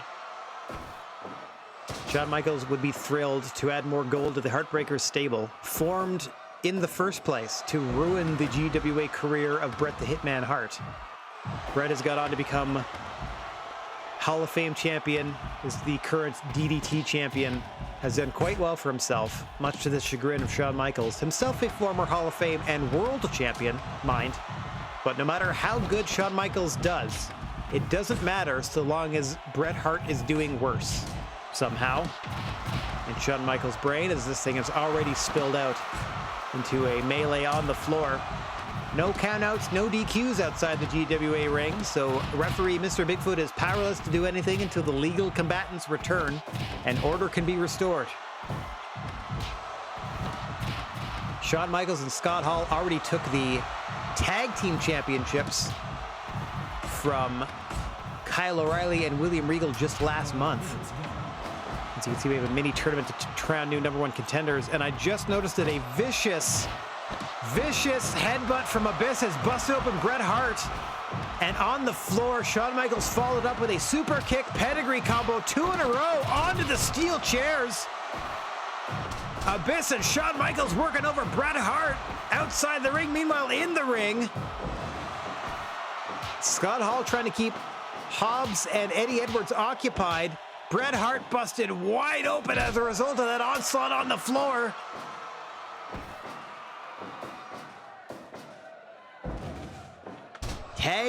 Trios championships in early jeopardy here, sub 10 minutes into the matchup.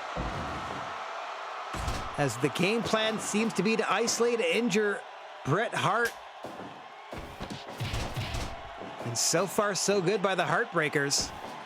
As in comes Scott Hall to face Eddie Edwards. Eddie Edwards trying to retain the Impact Championships and keep the belts at least partially in his company.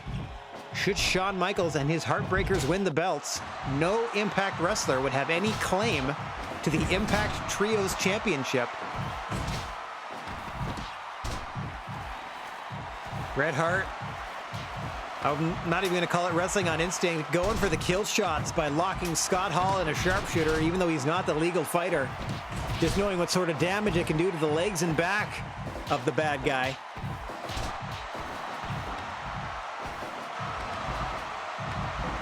I feel like with the condition that Bret Hart is in, he's got to be thinking, I got to go for home run offense after home run offense if we have any chance of retaining these belts. We have a tag team situation on the floor here that slowly resolves itself. Excellent work by Bret, injured though he is, to keep Scott Hall at bay. Emerald Frozen variation by Edwards. 1, 2. Hall out at 2. Oh, into the Falcon Arrow by Edwards. A bevy of other people's finishers on display. Big atomic drop. In comes Will Hobbs.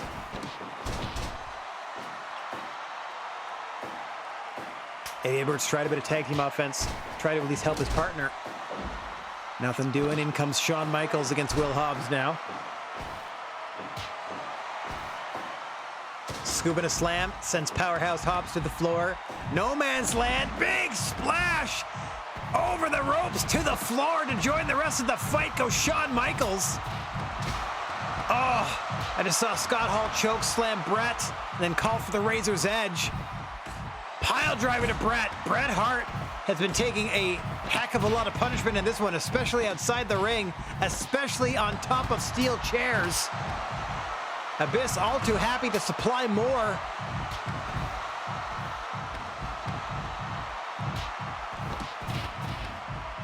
Choke slam to Will Hobbs. Another big splash as Shawn Michaels wipes out Bret Hart and mockingly signals for an injury.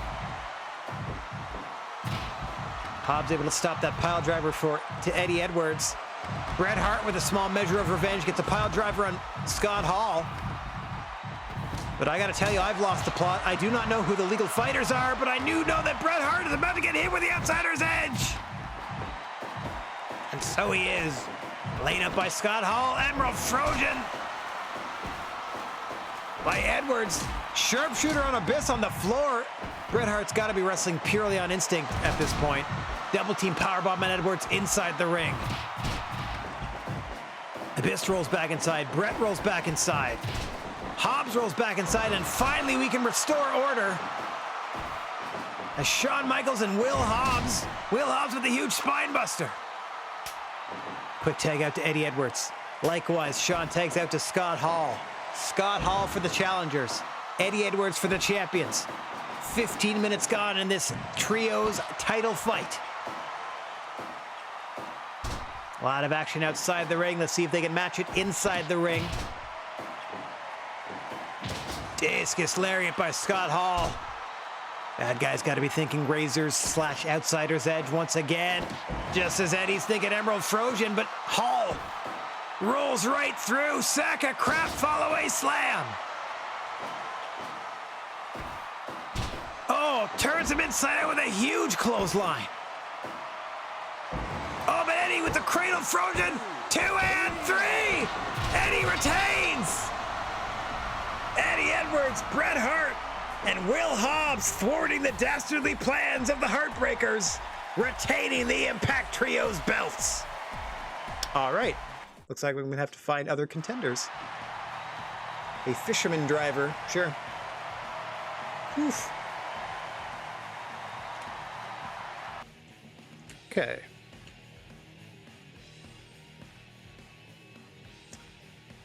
Edwards keeping the belts for his squad. Let's make that tinier.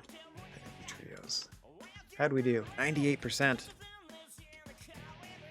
Oof. Yeah, things look pretty dire there for Bret especially, but man, just hung in there long enough to help the team survive. Good work. I mean, it just means that the promotion doesn't get any of their belts back. But, you know, it's a belt for us. All right, speaking of our belts, we have our 2 biggest titles on the line in our double main event series. First off, for the GWA Junior Heavyweight title, the champion, the convict, Bill Bullock. Hey, what's going on? Hey, Hoom, how you doing, buddy? Hope you're having a good afternoon. Just in time for our 2 main events, as we have the convict Bill Bullock, the only original member of the GWA roster remains. And by that, I mean not only did they start the company with us, they are an original wrestler. They do not have a real life counterpart. Everyone else on our roster is based on a real wrestler, Bill Bullock is a fantasy, but they are currently our GWA Junior Champion on the run of their life with their dreaded stomach claw, putting the belt on the line against the Galaxy's greatest, Chris Statlander. Let's get to the ring for this title fight. Hacha.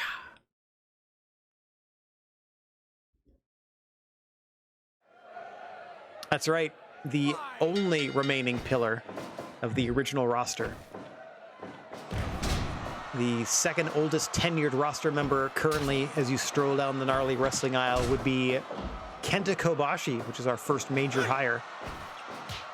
Bill Bullock, the last remaining OG, holding it down as junior heavyweight champion, master of the deadliest submission maneuver in the world, 1981 to 1983 inclusive, the stomach claw, the very move that he won and retained this championship with.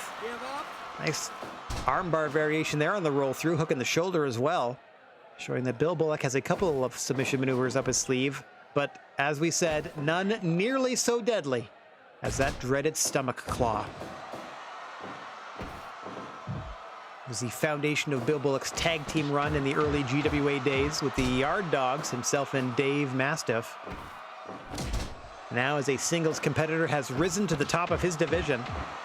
The GWA Junior World Champion, laying the boots, putting the beats on Chris Statlander in the opening 3 minutes here.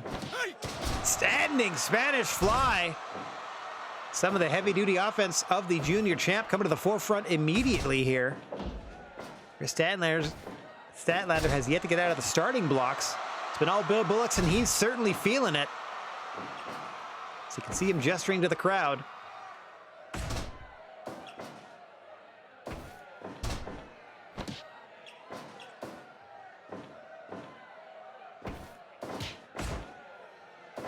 Statlander trying to get back on track here. Starting a strike battle and winning it. With Bill Bullock, got to get back to her feet. Try to press his advantage here. You see Bill Bullock trying to get a little time and space. Gets lured back in. 5 minutes gone. As we pass the 5-minute mark in this one. Set off the ropes once more. Nice forearm shiver. Drops the junior champion, and now it's his turn. Duck underneath off the ropes. Mistime that. Gets a snap suplex regardless. Into the stomach claw. Give up. Give up. Give up. Statlander barely able to escape that. You can see her grimacing in pain the entire time. Another standing Spanish Fly back to the stomach claw. It's only a matter of time. Give up. Chris Statlander once again barely able to escape. Inside's got to be writhing in pain now. Her small and large intestines likely reversed inside her body. Who knows where her stomach ended up? Oh, God, back to the claw once again. Bill Bullock putting on a clinic here. Not letting the challenger get out of the starting blocks. Small package attempt by Statlander, and it's a 1 count. Statlander with the advantage off the missed clothesline, hits a couple of her own. Kick to the midsection, but right back to work goes Bill Bullock. Series of big headbutts, finger guns to Chris Statlander. More insult than injury. Oh gosh, that's more injury than insult. That straight hand to the jaw. Statlander, you see, walking gingerly across the ropes, can't run across the ring. It has been mostly Bill Bullock. Scissor kick by Statlander. Solid 2 count. But Bullock right back to those headbutts, drags her away from the ropes to the stomach claw once more, and that will do it at the 10-minute mark. That was mostly Bill Bullock telling the GWA offices they're going to have to do a lot better than that if they're going to try to get the belt out of his hands. Once again, the stomach claw spells disaster. And we got ourselves a win in far and away the worst match on the show. Not even close. Wowzers, what a stinker. Well, now that we've lowered expectations, it's time for the main event. Oof, that's gonna hurt our... That probably pulled us into the 80s on the average, too. Watch this. Pow, title defense. Yep, Stimmy Klur. Yeah, that pulled us way down to an 86 on average. We were in the 90s. Oof. Swing and a miss. All right, kind of all over the place there. Let's see if the main event itself can deliver. As Sting puts his GWA heavyweight belt on the line in his first title fight against the Olympic gold medalist Kurt Angle. A main event anywhere in TNA in like 2007 to 2009. Let's get on down to the ring for today's main event. Kurt Angle versus Sting.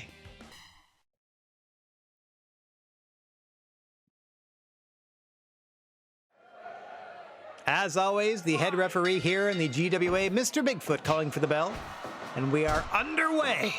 Sting in his traditional crow attire, the GWA World Heavyweight Champion. In there with the red, white, and blue singlet-clad Kurt Angle, former Olympic gold medalist of the 1996 Atlanta Summer Games. In 1996, Sting was wrestling for WCW, doing just fine. In fact, people were questioning Sting's loyalty in WCW, as the NWO had just shown up, and they did that whole fake Sting angle, where they easily convinced Sting's best friends that Sting had betrayed WCW. So we know betrayals tonight, as the richest prize is on the line, the GWA World Heavyweight Championship. You want to root for Mr. Bigfoot in this one? Well, I mean, he's always there, an almost constant presence. We've never not had a guest referee take his place this whole 9-year experiment. Root for him to ref a fair and just matchup. As Angle and Sting going back and forth, center of the ring. You know, Kurt's going to be thinking angle slam or ankle lock. Meanwhile, Sting's got the Scorpion Death drop and a Scorpion Death lock of his own. Shades of the sharpshooter.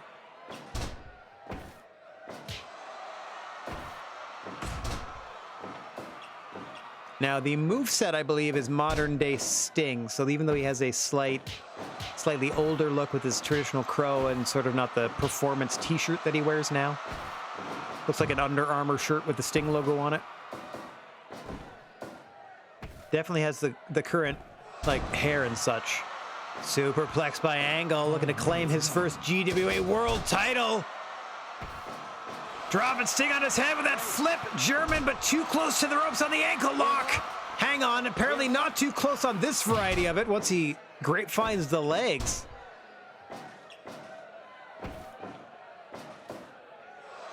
Sting fighting back in here with a nice pile driver into the pin. One and done, says Mr. Bigfoot. Back to the ankle lock goes Kurt. Break, says Bigfoot. Double break.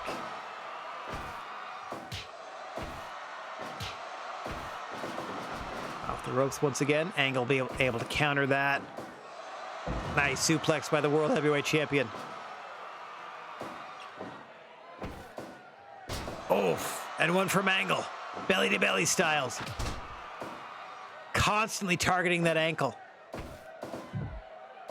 Is the Olympic gold medalist hoping to claim his first GWA World title from the icon Sting, who's perched on the top rope waiting for Angle to stand. But Kurt gets out of the way. Pile driver by the Stinger. Pulls Angle back to his feet. Nice drop kick from your champ. Roll through by Sting. Into the pin attempt. Just a 2. Powerbomb by the GWA World Champion. Oof, nice counter there by Sting. Inverted atomic drop. Puts Angle down. Sting, back brain lariat, gets rolled up by Angle this time. Just able to escape his Sting. Suplex center of the ring. Off the ropes comes Stinger. Big bulldog to Kurt Angle. Handful of scalp. Help with that one. Normally you grab him by the hair. Oh, Oh, tossing belly to belly by Kurt. Just trying to throw Sting as far away from him as possible. Got Sting in position for the ankle lock, but he picks him back up. Backdrop suplex. Angle catching his breath here. Sting's got him up in the gorilla press. He's going to throw him. Oh, trying to throw him over the ropes. Might have dropped him throat first across the top rope there, did Sting. Kurt Angle tells him to bring it on. Into the ankle lock. Has a break for the first position, but not the second, and that will do it. Kurt Angle. Both of our main events not going for a long time, but the victors certainly making their points as Kurt Angle has claimed the GWA World title from Sting.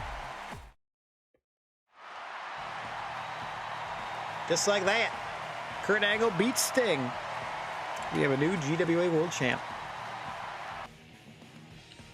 Well, one of the two contenders able to capitalize as Kurt Angle becomes the 13th World Champion in GWA's history. Sting. His first reign, I'm just writing it in here. Lucky number 13. Boom, a new world champ. Kurt Angle atop the roost. And the world title's been bouncing around a lot lately since Okada won it. Yeah, basically, it's gone like Okada to Misawa to Jay White to Sting to Kurt Angle with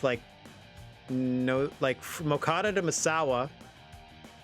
Okada had like one successful defense against Kobashi, lost it to Misawa. Misawa immediately loses it to Jay White.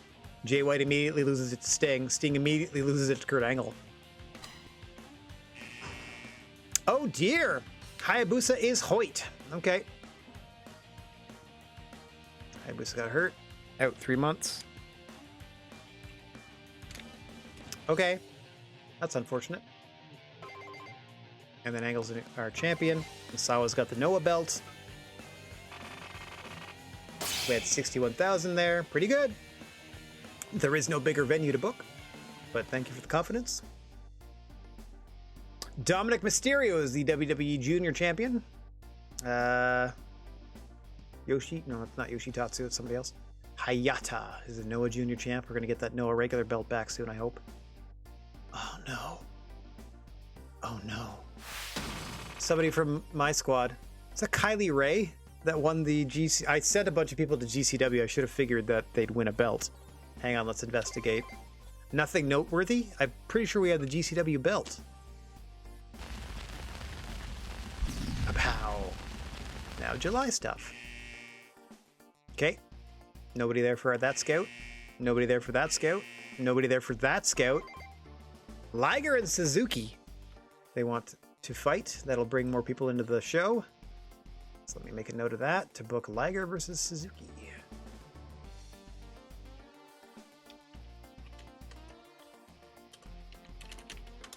No problem.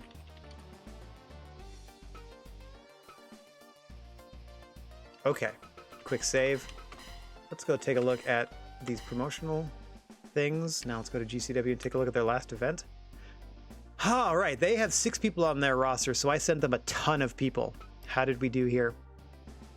Darby Allin and Britt Baker had a match against Paige and G-Raver. I don't know which Paige that is, but it was amazing. And then Jungle Boy and Matt Tremont had an amazing match. Kenny Omega and Jushin Liger did okay.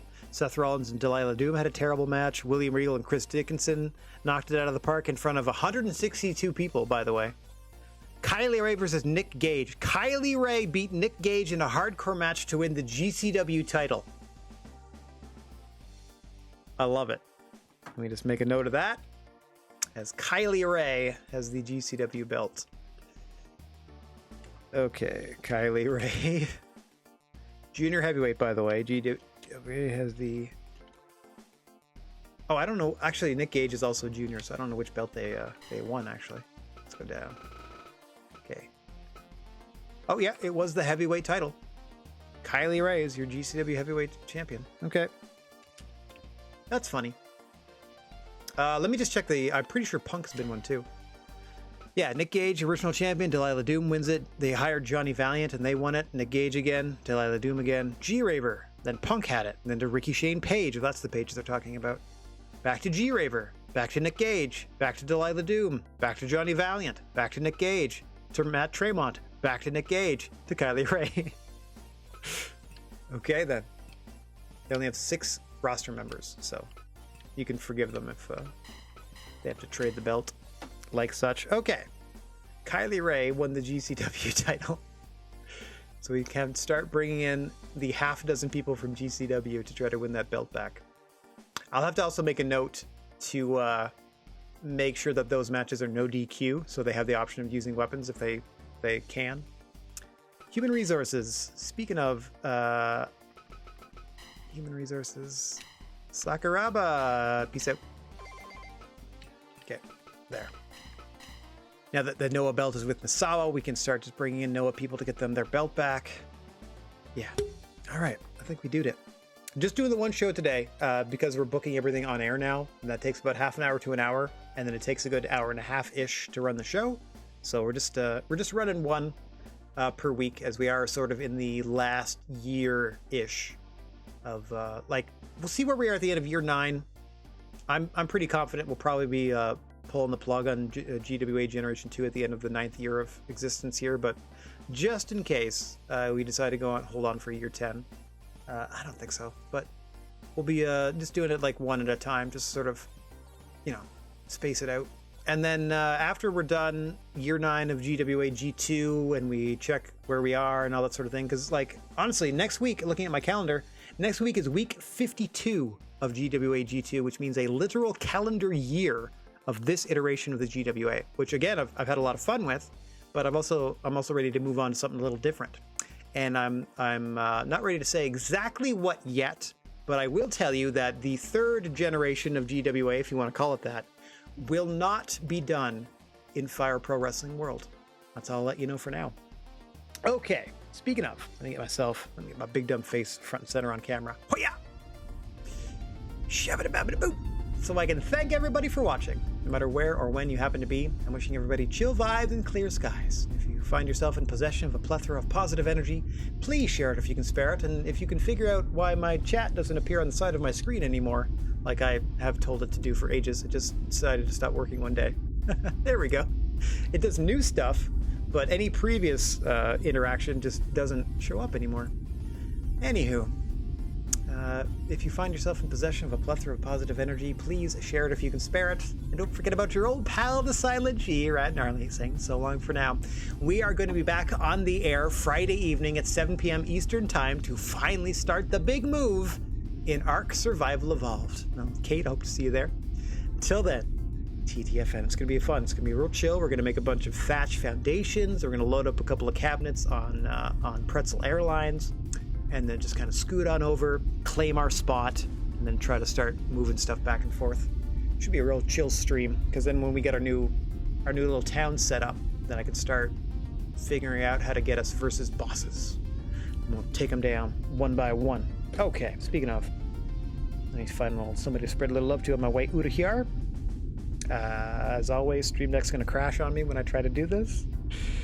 No matter how many updates this thing gets, some of this basic functionality crashes the system. 2 crashes in a row this time. Oh, there it is. Okay, we got somebody to raid, and we out. Thanks very much for hanging, everybody. Hopefully we see you tomorrow night for Ark. If you're not already participating, come on through. Ta-ta for now.